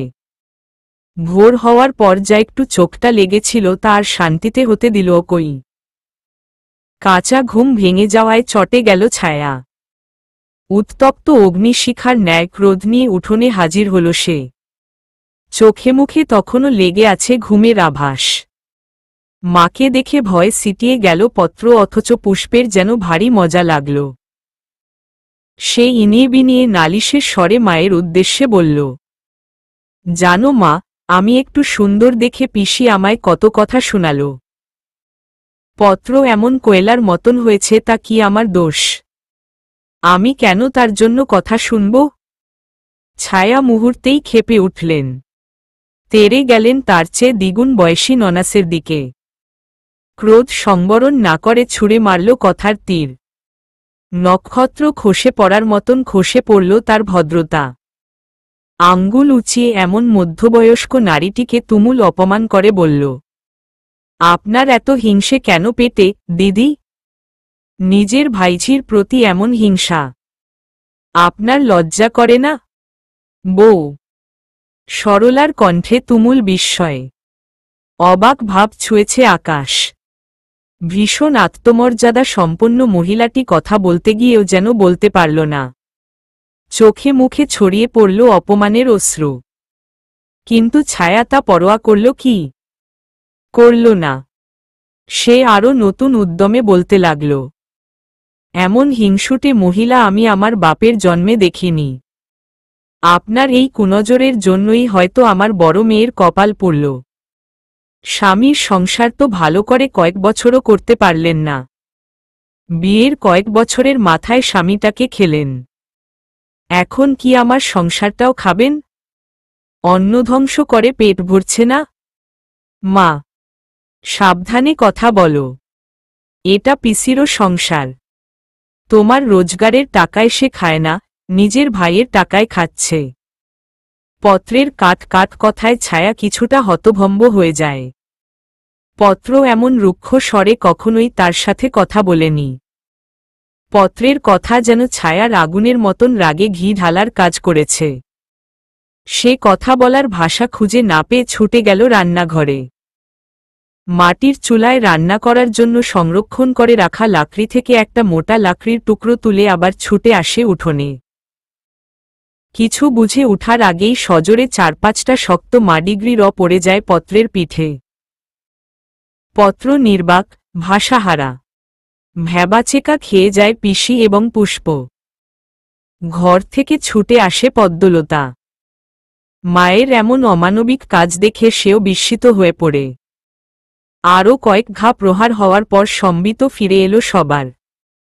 সরলা পিসি ছুটে গিয়ে আগলে নিল পত্রকে। আগলাতে গিয়ে একটা বাড়ি পড়ল তার শরীরেও। ছায়া তখন রাগে অন্ধ। পদ্ম গিয়ে আটকালো মাকে। জাপটে ধরে মায়ের হাত থেকে লাকড়িটা নিয়ে ছুঁড়ে ফেলল দূরে। পত্র ঠাই দাঁড়িয়ে রইল, কোনো রকমের আর্তনাদ করল না। অভিমানের পাল্লায় আর্তনাদের যেন ঠাই মিলল না। সরলা পিসি মেয়েটাকে বুকে জড়িয়ে কেঁদে দিল। অপরাধী কণ্ঠে বলল, আমার লাইগ্গা তুই কতগুলা মায়ের খাইলি। আমারে ক্ষমা কইরা দিস মা। পত্র নিষ্প্রাণ দৃষ্টিতে পিসির পানে চইল। পিসির চোখের জল মুছিয়ে দিয়ে করুণ হেসে বলল, কাঁদছ কেন পিসি? কালোদের তো মার খেতেই হবে, কখনো হাতে কখনো বা কথায়। তুমি এসবে এসো না, না হয় আজকের মতন তুমিও বাদ যাবে না মার খাওয়ার হাত থেকে। ছায়ার অগ্নিমূর্তি ততক্ষণে শীতল প্রায়। ভুলবশত ননাসের গায়েও যে সে হাত দিয়ে ফেলেছে তা মস্তিষ্কে প্রবেশ করতেই সে থম মেরে গেল। এতদিন যাকে গুরুর মতন মান্য করে এসেছে, শেষমেশ কিনা তার গায়ে হাত তুলে ফেলেছে। অপরাধবোধে নত হয়ে এলো ছায়ার মাথা। তার মাঝেই পত্র পুষ্পের দিকে তাকাল, বেশ তাচ্ছিল্য করে বলল, পুষ্প, বড় শান্তি পেয়েছিস তাই না বল? পুষ্প জবাব দিল না, কেবল চুপ করে দাঁড়িয়ে রইল। সে চেয়েছিল একটু ঝামেলা হোক, কিন্তু এমন কিছু যে হবে তা তার ভাবনাতেও ছিল না। পত্র ক্লান্ত পাজোড়া টেনে কোনো মতে পথ ধরল নিজের গন্তব্যের। পিছনে ফেলে গেল তার করুণ আর্তনাদ। 2 লোকমা ভাতের বিনিময়ে পিষে গেল তার আবেগ, আনন্দ, অনুভূতি। জীবন মাঝে মাঝে এত মূল্যহীন হয় কেন? পদ্ম কতক্ষণ মায়ের দিকে ঘৃণা ভরা দৃষ্টি নিয়ে তাকিয়ে রইল। কত কিছু বলতে চেয়েও কোথাও যেন বাধা প্রাপ্ত হল তার শব্দরা। এমন একটা কাজের পর কিছু বলাটাও যে বৃথা, তাই আর সে বলল না কিছু। সরলা মুখে আঁচল চেপে কতক্ষণ অশ্রু বিসর্জন দিল। ছায়া অপরাধী কণ্ঠে কেবল উচ্চারণ করল, দিদি। তাকে থামিয়ে দিল সরলা। অশ্রু ভেজা নয়নগুলোতে কৌতুক হাসি বজায় রেখে বললেন, তোর সিথির সিঁদুর অক্ষত থাকুক। আমার মতন বিধবা বানিয়ে ঈশ্বর যেন তোকে অসহায় না করেন। আর কিছু বলতে পারল না সেই নারী। ছোট ভাইয়ের বউর হাতের সপাটে মাডিগ্রি রোটা বোধহয় তার চামড়ার চেয়ে হৃদয়ে বেশি দাগ ফেলেছে। রাগ এবং ক্রোধ আমাদের বিবেকহীন করে দেয়, অতঃপর এর জন্য বিরাট মাসুল গুনতে হয় আমাদের। ভীষণ মন খারাপ নিয়ে সরু পথটা দিয়ে হেঁটে যাচ্ছে পত্র। মাথার উপর উত্তপ্ত সূর্য তার সর্বোচ্চ চেষ্টা দিয়ে আলোকিত করছে চারপাশ। পত্রের সাথে তাল মিলিয়ে হাঁটছে বিন্নি। দুজনই চুপচাপ। পত্র হাঁটতে হাঁটতে নিবিড় কণ্ঠে প্রশ্ন করল, অভ্রদা কোথায় রে? কাল হতে একবারও আমাদের বাড়ি এলো না এত বড় ঘটনা শোনার পরও। বরদা তো তার হোস্টেলে ফিরে গিয়েছে। তার কলেজ না খুলে ফেলছে, সেজন্য। ওহ! খুব গোপনে একটা হতাশার শ্বাস ফেলল পত্র। অভ্রদা থাকলে আজ না হয় একটু অভ্রদার কাছে গিয়ে মন ভালো করা যেত। বিন্নি হয়তো বুঝল পত্রের মন খারাপ। ডান হাতে পত্রের বাহু জড়িয়ে সান্ত্বনার স্বরে বলল, মন খারাপ করিস না, পত্র। কাকিমার তো মন খারাপ, তাই হয়তো তোর গায়ে হাত তুলে ফেলেছে। মন খারাপ না রে, আমার শরীরে সেসব সয়ে গেছে। কিন্তু পিসিমা অনেক কষ্ট পেয়েছে রে খই। মানুষটা আমাদের সংসারের জন্য কি করেনি? শীতলপাটি তৈরি করে, ডালের বড়ি তৈরি করে, বিভিন্ন শাকসবজি রোপণ করে, তা আবার লুকিয়ে বিক্রি করে, সে টাকা আমাদের সংসারে ঢেলেছে। বিনে পয়সাতে তো সে থাকেনি। তাছাড়া এটা তার বাবার ভিটে, তারও তো অধিকার আছে। অথচ আজ তাকে কত কিছুই না সহ্য করতে হল। মেয়ে জীবন বুঝি এমনই। এ দৌড় ও দৌড়ে মাথা ঠুকরে তা পার করতে হয়। আমি সুযোগ পেলে এই বাধা ধরা নিয়মের বাহিরে চলে যাব। অনেক অনেক দূরে চলে যাব। বিন্নি আরেকটু শক্ত করে জড়িয়ে ধরল পত্রকে। তার মাঝেই তুমুল শব্দ তুলে শহুরে জিপগাড়িটা এসে থামল পত্রদের সামনে। বিন্নি কিঞ্চিত হাসল, ফিসফিস করে বলল, ওই যে তোর গন্তব্য চলে এসেছে। সেই নিয়ে যাবে হয়তো তোকে এসব বাধা ধরা নিয়মের বাহিরে। পত্র কিঞ্চিত লজ্জা পেল। খানিক মিছি মিছি রাগও দেখাল বিন্নিকে। ততক্ষণে জিপ গাড়ি থেকে 4 জন ছেলেই নেমে দাঁড়াল একে একে। কঙ্কর হাসিমুখে এগিয়ে এলো, বেশ আন্তরিক কণ্ঠে বলল, কি পত্র, যাচ্ছ কোথায়?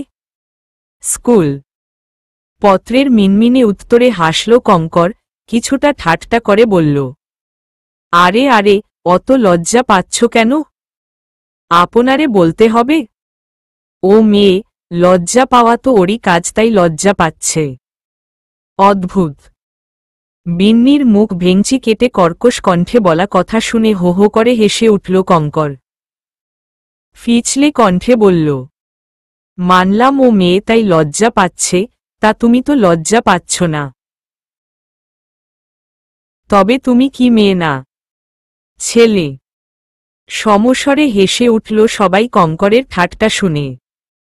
বিন্নি এমন বিশ্রী ঠাট্টায় ফুঁসে উঠল, আঙ্গুল উঁচিয়ে তেড়ে গেল কঙ্করের দিকে, শাসানোর ভঙ্গিতে বলল, আমাকে চেনেন আপনি? এমন বিশ্রী ঠাট্টার জন্য কি করতে পারি জানেন? কলিজাতে কি ভয়ডর নেই? না, নেই তো। তুমি একটু কলিজাতে উকি দিয়ে দেখো না আছে কিনা। ছেলেটার উদ্ভট কথায় থেমে গেল বিন্নির চোখমুখ ফুলানো রাগ। সে চরম বিরক্তি প্রকাশ করে ছেলেটার পাশ কেটে নিমিষেই চলে গেল হুড়মুড় করে। কেবল যেতে পারল না পত্র। অস্বস্তিতে গায়ে কাটা দিয়ে উঠছে তার। আতশ তার দিকে কেমন করে তাকিয়ে আছে। তন্মধ্যেই নব ছেলে তার তীক্ষ্ণ কথা ছুঁড়ে মারল। তা অমাবস্যা, তুমি কি জানো সাদা জামাটা তোমার শরীরে বিশ্রী লাগছে? ওমা কেন? কেন বিশ্রী লাগছে? কারণ এমন কালো শরীরে সাদা রংটা যেন বেমানান। তাহলে তো আপনার শরীরে জড়ানো সাদা শার্টটাতেও আপনাকে বিশ্রী লাগছে ভাইয়া। কারণ কালো মনের মানুষকে সবকিছুতেই বেমানান লাগে। পত্রের হাসি মুখের তীক্ষ্ণ কথায় নববাদে উপস্থিত সকলে হাততালি দিয়ে উঠল। কঙ্কর নামের ছেলেটা পত্রের বিনুনি মৃদু টেনে দিয়ে প্রশংসার স্বরে বলল, এই না হলো প্রতিবাদী কণ্ঠ। দারুণ। নব বন্ধুদের আচরণে বিরক্ত হল। বিরক্ত কণ্ঠে বলল, তোরা এমন অদ্ভুত আচরণ করিস কেন? তোর অদ্ভুত কথা আমাদেরকে অদ্ভুত আচরণ করতে বাধ্য করে। আতশের নিবিড় কণ্ঠে নভের কপালের ভাঁজ সোজা হয়ে গেল।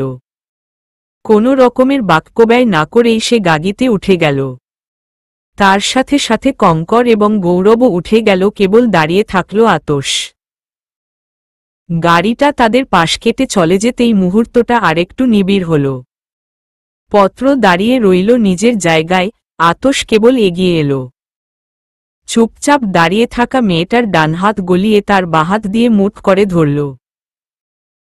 পত্র কিঞ্চিত কেঁপে উঠল, হাত ছাড়িয়ে নিতে চাইল দু একবার। অথচ সে চাওয়াটা নিছকই হয়তো লোক দেখানো ছিল। এই প্রথম কোনো ছেলের এতটা সান্নিধ্যে এসে মিলিয়ে গেল পত্র।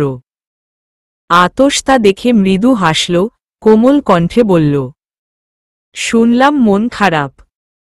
চলো আজ স্কুল ফাঁকি দিয়ে আমরা পুকুর পাড়ে বসে আড্ডা দিব। যাবে? আতশের আদুরে আবদারে পত্র না করতে গিয়েও না করতে পারল না।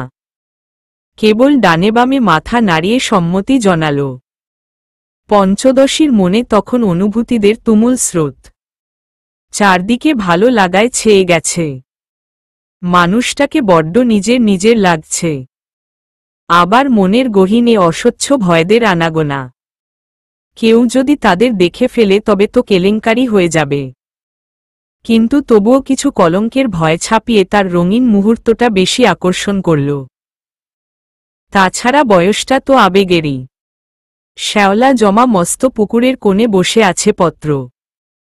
সময়টা ঠিক ঝিমিয়ে আসা দুপুরের শেষ ভাগ। সূর্যের একখণ্ড আলো এসে পড়েছে মৃদু ঢেউ খেলা পুকুরের উপর। কত জানা অজানা অনুভূতিদের ছড়াছড়ি। কত ভয়, কত ভালো লাগায় ছেয়ে গেছে হৃদয় আঙিনা। কিন্তু হুট করেই শুকনো পাতার মর্মরে শব্দে ভীত হল পত্রের মন। সে পুকুরের দক্ষিণ দিকে তাকাতেই দেখল তাকে আগলে রাখা মানুষটা পুকুর পাশের বটবৃক্ষের সাথে দড়ি বেঁধে ঝুডিগ্রি লে পড়েছে।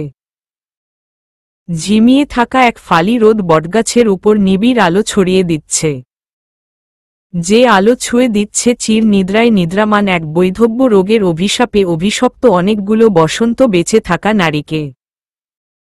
বর্তমানে যে কেবল নিশ্চুপ, নিষ্প্রাণ লাডিগ্রি স হিসেবে পরিচিত। পত্র ফ্যালফ্যাল করে তাকিয়ে রইল সেই নিশ্চুপ দেহখানার পানে। পৃথিবী যেন ঘোষণা করেছে অযাচিত নিশ্চুপতা। কথা বলতে চেয়েও বাদ সাধছে অনুভূতিরা। কোথায় যেন খা খা শূন্যতা। পত্র সেই নারীর কাছে গেল অচঞ্চল, কম্পনরত পানিয়ে। বুকে হৃৎপিণ্ডের উথাল পাতাল। অবিশ্বাস্যকর ঘটনাটা এখনো পত্রের মস্তিষ্ক ছুঁতে পারেনি। পত্র কেমন আদুরে স্বরে বলল, ও পিসি, তুই কি আমায় চমকে দিবি? যেমন ছোট্টবেলায় খুব করে চমকে দিতিস। পিসি কথা কয় না। মেলে রাখা গোল গোল চোখগুলো তাকিয়ে থাকে কেবল পত্রের পানে। সেই দৃষ্টিতে প্রাণ নেই, হাসি নেই, ভাষা নেই। অথচ পিসির চোখ সবসময় কথা বলত। কত জানা অজানা কথা। পত্র হাসে, ঝুলে থাকা পিসির পা দুটো খানিক ঝাঁকিয়ে বলে, পিসি, এই পিসি, দেখ না, পত্র তোকে ছোট্টবেলার মতন ডাকছে। তুই কি তবুও অভিমানে মুখে কুলুপ এঁটেই রাখবি? দেখ আমি ছোটবেলার মতন আদুরে স্বরে ডাকছি। একটুও তুমি করে বলছি না। তবুও কি তুই উঠবি না?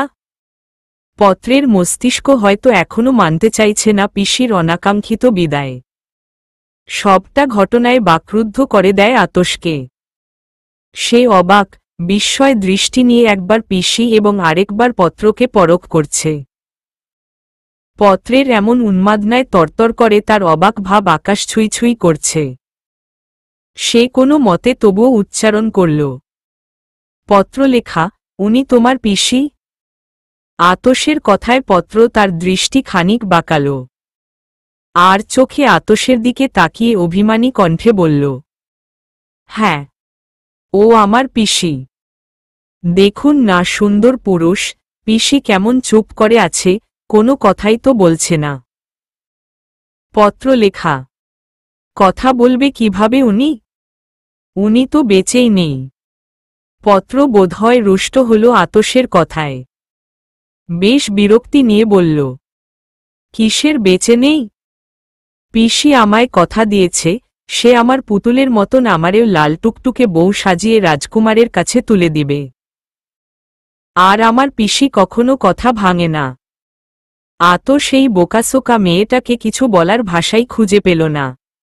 ততক্ষণে পত্রের শীতল ভাব উত্তেজনায় পরিবর্তিত হচ্ছে।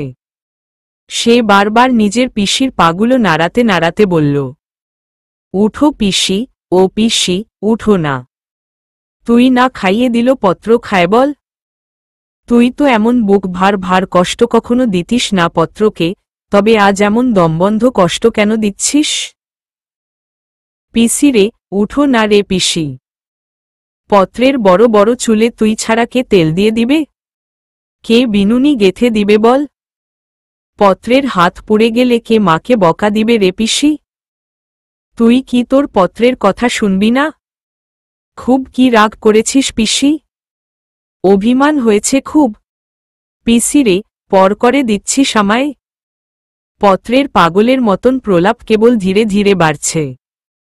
আতশ মুহূর্তেই দিশেহারা হয়ে গেল। আশেপাশের মানুষ ডাকা শুরু করল। পত্রের উন্মাদনা, উত্তেজনা ততক্ষণে আকাশ ছুঁয়ে গেছে। থরথর করে কাঁপতে থাকা উত্তেজিত শরীর মুহূর্তেই শীতল হয়ে গেল। কাঁপতে কাঁপতে কেমন গড়িয়ে পড়ল মাটিতে। আতশ কেবল হতভম্ব হয়ে দাঁড়িয়ে রইল। হতভম্ব চোখে দেখল সবটা। প্রকৃতি জুড়ে সন্ধ্যা ঘন ঘন হয়ে আসছে। বাড়ির মাঝারি আকারের উঠোন জুড়ে মধ্যমনি হয়ে আজ শুয়ে আছে সরলা। তার ভাষারা আজ পথ হারিয়ে অচিনপুর চলে গিয়েছে। অভিযোগেরা আজ গোপনে নিহত। মিহি গুঞ্জনে ভারী হয়ে গেছে পরিবেশ।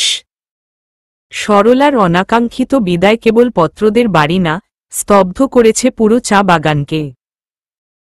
দৃঢ় আত্মবিশ্বাসী মানুষটা আজ নীরব অভিযোগে বিদায় নিয়েছে যা মানতে পারেনি কেউ। পত্র জ্ঞান হারিয়ে পড়ে আছে তার ঘুণে ধরা নড়বড়ে বিছানায়। ঠাকুর বাড়ির জেঠিমা আর বিন্নি বারবার পত্রের চোখে জল ছিটকে চালাচ্ছে জ্ঞান ফেরানোর প্রয়াস। ঝিম ধরা কিছু অনুভূতিহীন সময় অতিক্রম করার পর জ্ঞান ফিরল পত্রের। চোখ মেলে আধো আলো আধো আধার রুমটায় বিন্নি আর জেঠিমাকে দেখে সে ধপ করেই উঠে বসল। কেমন যেন আতঙ্কিত কণ্ঠে বলল, বিন্নি, তাড়াতাড়ি পুকুর পাড়ে চল। পিসি কেমন ঝুলে আছে দেখবি, আয়, তাড়াতাড়ি চল। কথাটা বলে মিনিট দুই ও অপেক্ষা করেনি সে। ক্লান্ত, দুর্বল শরীরটা নিয়েই বিছানা থেকে নেমে দাঁড়িয়েছে। পাগুলো তখনও টলছে। সেই চঞ্চল পা দুটো নিয়েই ছুটে গেল উঠোনে, উদ্দেশ্য তার পুকুর পাড়। কিন্তু গন্তব্যে যাওয়ার আগেই কাঙ্ক্ষিত জিনিস দেখেই থেমে গেল তার পা। উঠোন জুড়ে সাদা কাপড়ের হৃদয় হাহাকার করা সৌন্দর্যটা চোখ এড়াল না তার। ব্যস্ত পা নিমিষেই থেমে গেল। থেমে গেল তার উৎকণ্ঠা। চেয়ে রইল নির্বিকার সেই সাদা আস্তরণে ঢেকে থাকা দেহের পানে, যার চারপাশে ভিড় জমিয়েছে আত্মীয় স্বজন। বর্দি যার হাতটা ধরে হাউমাউ কাঁদছে। বাবা দূরে মোড়ায় বসে হয়তো চোখ মেলে যার সাথে কাটানো শৈশব স্মৃতিচারণ করছে। পুষ্প তো কাঁদছে বোধহয় লুকিয়ে লুকিয়ে, মুখে আঁচল চেপে কাঁদছে মা। পত্রের এই দৃশ্যটা দেখে কেমন হাসি এলো। আকাশ পাতাল উজাড় করে খিলখিল করে হেসে উঠল সে। মৃত বাড়িতে এমন হাসি নেহাত বেমানান ও আশ্চর্যের বলেই উপস্থিত সবাই তাকিয়ে রইল পত্রের দিকে। এতে পত্রের কিঞ্চিত হেলদোল দেখা গেল না, বরং সে দিব্যি হেসে গেল। হাসতে হাসতে অশ্রু ভিড় করল তার চোখে, তুমুল তাচ্ছিল্য করে মাকে বলল, কাঁদছ কেন মা? মেরেছ তো তুমি। লজ্জায় ছায়ার মাথা নিচু হওয়ার উপক্রম। গ্রামের মানুষ যদি আজকের ঘটনা জানে তবে মুখ লুকানোর যে জায়গা থাকবে না তার। তাই তো মেয়েকে শাসনের স্বরে বলল, কি বলছিস? পাগল হলি? একটা চর দিব। পত্র আবার হাসল। মুখে হাসি বজায় রেখে কেমন হেলেদুলে হেঁটে বাবার সামনে গেল। অতপর হাঁটু গেড়ে বসে বাবার কোলে মাথা রেখে হাউমাউ করে কেঁদে উঠল সে। গোগন ফাটানো চিৎকার দিয়ে বাবাকে চরম নালিশ করতে করতে বলল, বাবা গো, তুমি কেন আমার পিসির আরেকটু খেয়াল রাখলে না? সেই অভাগিনীর তো তুমি ছাড়া কেউ ছিল না, তবে তুমি কেন তার খোঁজ রাখলে না? স্বামী মারা গিয়েছে বলে তাকে কেন এতটা অবহেলা দিল বাবা? বেঁচে থাকতেও কেন মরার মতন বাঁচিয়ে রেখেছিলে বলো? এই বুঝি তুমি ভাই? সংসার বড় হলো বোনের চেয়ে? তুমি ভালো বাবা, ভালো স্বামী হতে পারলেও ভালো ভাই যে হতে পারলে না বাবা। এই আফসোস তুমি কোথায় লুকাবে গো? সমীরবাবু আকাশ পানে মুখ করে কেঁদে উঠল শরীর দুলিয়ে। কান্নার দাপট বাড়ল পদ্মলতারও। পিসির হাত দুখানা মুঠ করে হাউমাউ করে কেঁদে উঠল সে। অনুশোচনায় মাথা নত করল ছায়াও। হাসি খুশি বাড়িটা আজ নেহাতি দুঃখের উৎসবে হামাগুড়ি খাচ্ছে। আরও লোকজন এলো। বাড়ল হাহুতাশ। পত্র পদ্মের চিৎকারে ভারী হল আবহাওয়া। কাঁদল গ্রামবাসী। কেবল দূর আকাশ হতে হয়তো হাসল সরলা। বেঁচে থাকতে যার দাম দেয়নি সমাজ, আর আজ তার মৃত্যুতেই শোকসভা। মানুষ পারেও বটে। পিসির লাশ নিয়ে যাওয়া হল, সাথে ছুটল পত্রলেখা। মুখে তার হরেক রকমের বুলি, আহাজারি করে বলল, পিসি, আমার আর বিনুনি করা হবে না। এলোমেলো চুলগুলো আমার আর গুছানো হবে না। আমাকে আর গ্রামের হাটে গিয়ে পূজার তিলক, চন্দন এনে দেওয়ার জন্য কেউ হইচই করবে না। পুকুরের কৃষ্ণচূড়া গাছ থেকে থোকা থোকা ফুল এনে দেওয়ার জন্য কেউ আর আমায় লুকিয়ে টাকা দিবে না। এতগুলো না নিয়ে আমি কেমন করে থাকব রে পিসি? জলভাতে অবহেলার মাছি বসবে তুই আমায় আর খাইয়ে দিবি না বলে। তুই কেমন করে নিজের সুখ খুঁজে নিলি আমাদের শোকে ভাসিয়ে? শেষমে সেই পত্রের থেকে তুই মুখ ফিরিয়ে নিলি। সুখ খুঁজতে গিয়ে ৬০ ডিগ্রি থোপর হলি। হতভাগা পত্রের অজস্র প্রশ্নের উত্তর দেয় না পিসি। জ্বলন্ত অগ্নি কাঠে শুয়ে থাকে সে। সময়ের বেগে ধীরে ধীরে ২ ডিগ্রি রে যায় তার নরম তুলতুলে শরীরটা। পত্র দাউ দাউ করে জ্বলতে থাকা আগুনের দিকে তাকিয়ে তাচ্ছিল্য হাসে। অসহায় কণ্ঠে বলে, তুমি বেঁচে থাকতে তোমার বিছানা হয়েছে মাটিতে, আর আজ ৯ ডিগ্রি রেগিয়ে ঠাঁই পেয়েছ চন্দন কাঠে। ডিগ্রি তু বুঝি এত দামি? ধোঁয়ার সাথে উড়ে যায় পিসির সকল দুঃখ। পত্রের মনে দগদগে হয়ে থেকে যায় আপন মানুষের বিদায় কালের অভিযোগ। মস্তিষ্ক নিউরনে নিউরনে চলে নীরবতা। হঠাৎ করেই কি যেন একটা নতুন কিছু করার উন্মাদনা চলে আসে তার মাঝে। এরপর আর সে কাঁদে না, চিৎকার করে না। তার চোখও হাসে কেবল, যেমন করে হাসত পিসির চোখ দুটো। আজও নিয়ম করে সূর্য উঠল। পেঁজা তুলোর দল ছুটে বেড়ালো আকাশ ঘেঁষে। প্রকৃতি তার নিয়ম অনুযায়ী কার্য শুরু করল, কেবল বদলালো মানুষের জীবনধারা। আজ পত্রলেখাদের নড়বড়ে বাড়িটাতে ঘটল অন্য কিছু। রোজকার মতন আজ কাকডাকা ভরে বাড়ির সবচেয়ে অপ্রয়োজনীয় মেয়েটা প্রয়োজনীয় কাজগুলো করল না রুটিন অনুযায়ী। বাসি থালা বাসন অযত্নে পড়ে রইল রান্নাঘরের কোণ ঘেঁষে। শুকনো পাতার স্তূপ জমে রইল তার নিজের জায়গায়। গোবর জল দেওয়া হল না বাড়ির দরজাটাতে। শুনশান নীরবতায় আচ্ছাদিত রইল বাড়ির প্রাঙ্গণ, যা ঘুমিয়ে থাকা বাড়িটার মাঝেও শিহরণ বইয়ে দিল। বাহিরে তুমুল মোরগ ডাকার শব্দ হচ্ছে, কিন্তু উঠোনে হচ্ছে না কোনো ঝাড় দেওয়ার শব্দ, যা অবাক করল ছায়াকে। নিমিষেই হালকা হয়ে গেল তার ঘুম। এক ঝটকায় সে বিছানা ছেড়ে উঠে বসল। রোজকার অভ্যাসে ভাটা পড়তেই অবাক হলে সে। ব্যস্ত পায়ে ছুটে এলো উঠোনে। যেমনের উঠোন পড়ে আছে তেমন ভাবেই। ভারী অযত্নের শুকনো ঝরা পাতাগুলো ক্ষীণ বাতাসে উড়ে উড়ে যাচ্ছে কেবল।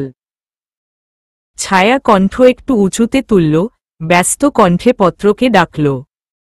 কালিন্দী, এই কালিন্দী। পত্রের ঘরের দরজা আগের মতনই খিল দেওয়া। অথচ পদ্ম এবং পুষ্প কাঁচা ঘুম নিয়েই বেরিয়ে এলো নিজেদের ঘর থেকে। বেরিয়ে এলেন সমীরবাবুও। পত্র এবং তার পিসি এক রুমে থাকত। পিসির মৃডিগ্রি তুর পরও হাজার জোর করা সত্ত্বেও সে রুম ছাড়েনি। কাল সারাটা রাত সে কিভাবে থাকল একা একা সেই রুমে। কিঞ্চিত কি ভয়ও করল না।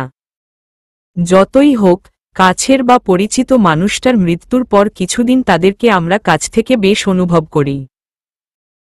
সেটা আমাদের মতি ভ্রম হোক কিংবা স্মৃতির তাড়নায় হোক, আমরা তাদের অস্তিত্ব টের পাই। যাকে আমার অলৌকিক কিছুর নাম দিয়ে ভীত হই। অথচ চরম ভীতু মেয়েটা কিনা কাল সারারাত এই আশ্চর্যজনক কাজটা করে ফেলল। বাড়ির প্রতিটা মানুষের ভাবতেই লোমকূপ দাঁড়িয়ে গেল। সমীরবাবু কপাল কুঁচকে বিরক্তের স্বরে বলল, কি সমস্যা ছায়া? তুমি ওরে ডাকো কেন? আজ ও দোর খুলেনি দেখো। কোনো কাজও করেনি।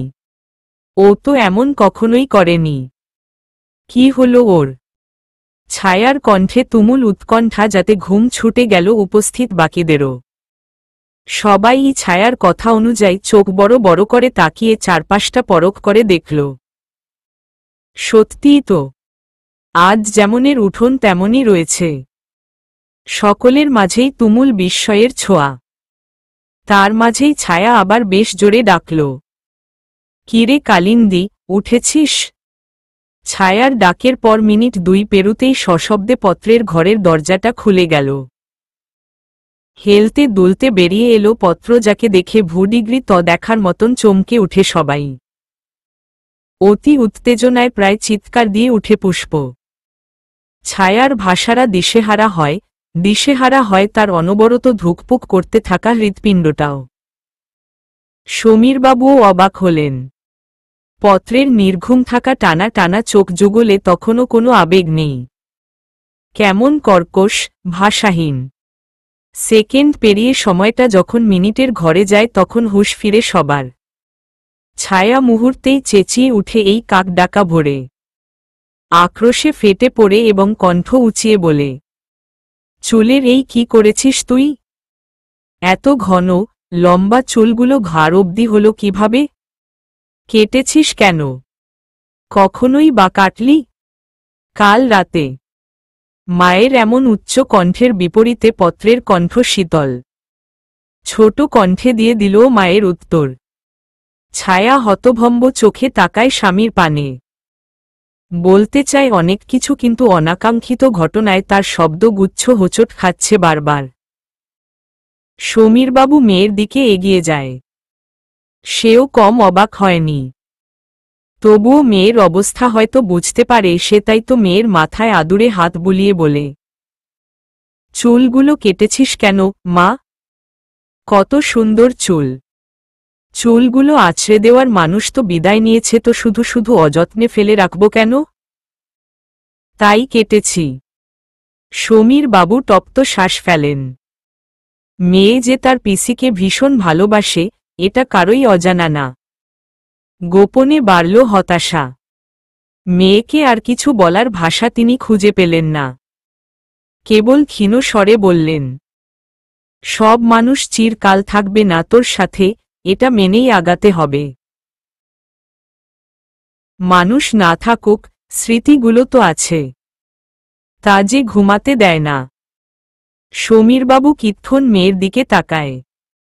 মেয়ের দিকে তাকালেই নিজের বোনের কথা মনে পড়ে।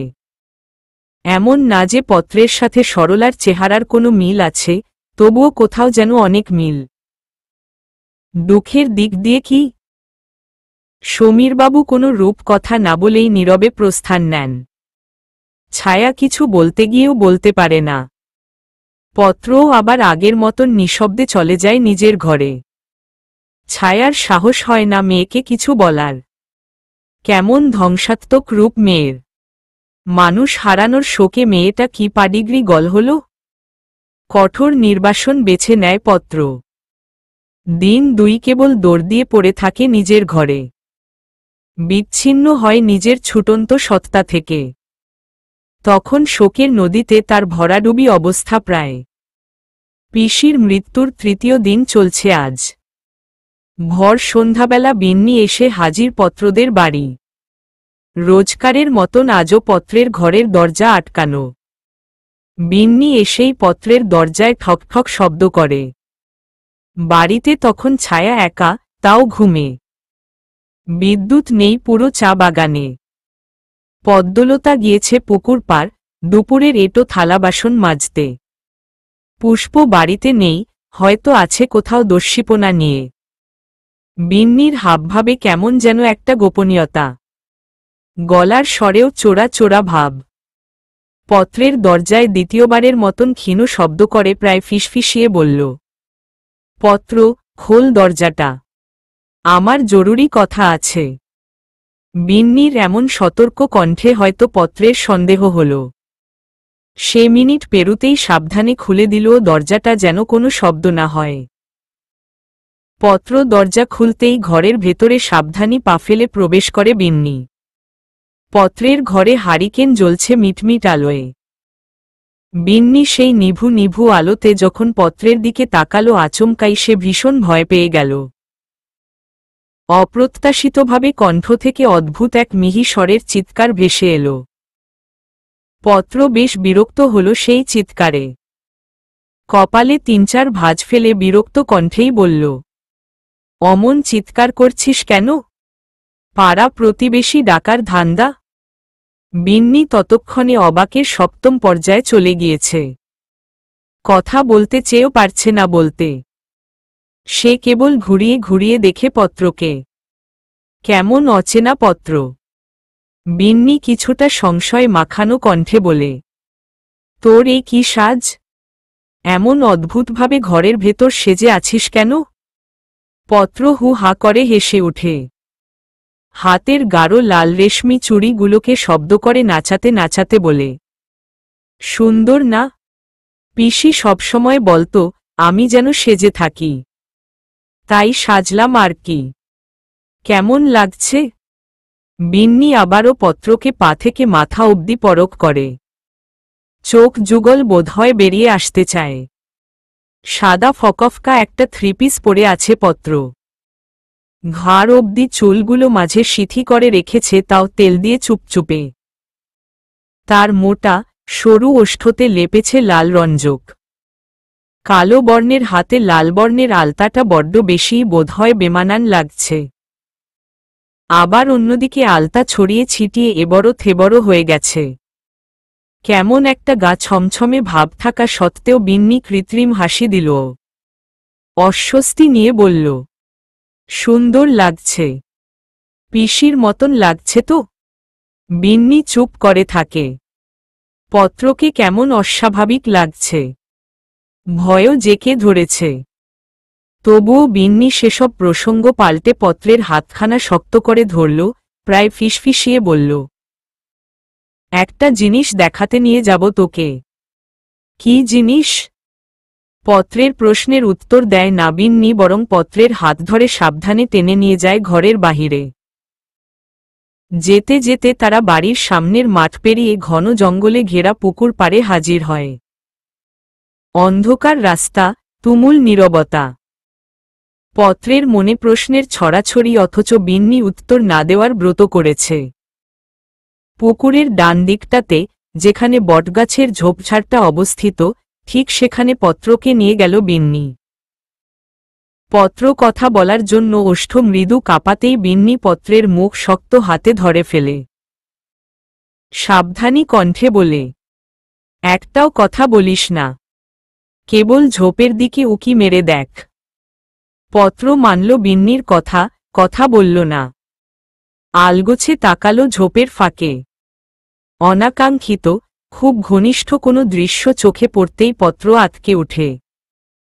চোখগুলো বড় বড় করে তাকালো বিন্নির পানে, কোনো রকম কাপা কাপা কণ্ঠে বলল, ওরা কি করছি এসব? ছি। বিন্নি থামিয়ে দিল পত্রকে। পত্রের হাতটা টেনে সতর্কতার সহিত বলল, চল এখান থেকে, তোর বোনের কীর্তি দেখার দরকার নেই। পত্রের চোখে তখনও অবিশ্বাসের ছোঁয়া। কাপা কাপা কণ্ঠে বলল, ওরা এখানে এসব করছে? এখানে আমার পিসিটা শেষ প্রাণ ত্যাগ করেছে, এই স্থানটাকে অপবিত্র করার কি দরকার ছিল? ভেঙে পড়িস না, আমার সাথে চল। এখান থেকে যেতে হবে। এখান দিয়ে না, বাঁশঝাড় দিয়ে যাব, চল। এখান দিয়ে গেলে কারো না কারো চোখে পড়ে যাব। পত্রের কথায় সাই জানালো বিন্নি। আধার হাতড়ে পথ ধরল বাঁশের ঝাড়ের দিকে। বাঁশঝাড়ের প্রায় বেশ খানিকটা গভীরে যেতেই পত্র কিছু একটার সাথে পা বেঁধে পড়ে গেল। শুকনো ডালাগুলো হাঁটুতে লেগে সাথে সাথে জলে উঠল হাঁটু।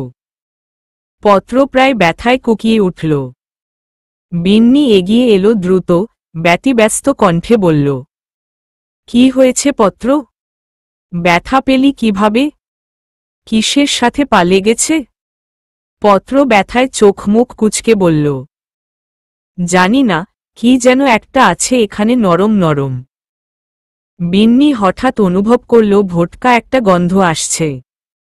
চারপাশ ভালো করে খুঁজে ডানদিকে তাকাতেই চিৎকার দিল সে। বিন্নির দৃষ্টি অনুভব করে পত্রও সেখানে তাকাল।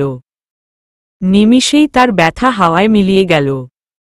কেবল শীতল কণ্ঠে তাকিয়ে বলল, লাশ, পচে যাওয়া লাশ। অভ্রদা। সমাপ্ত।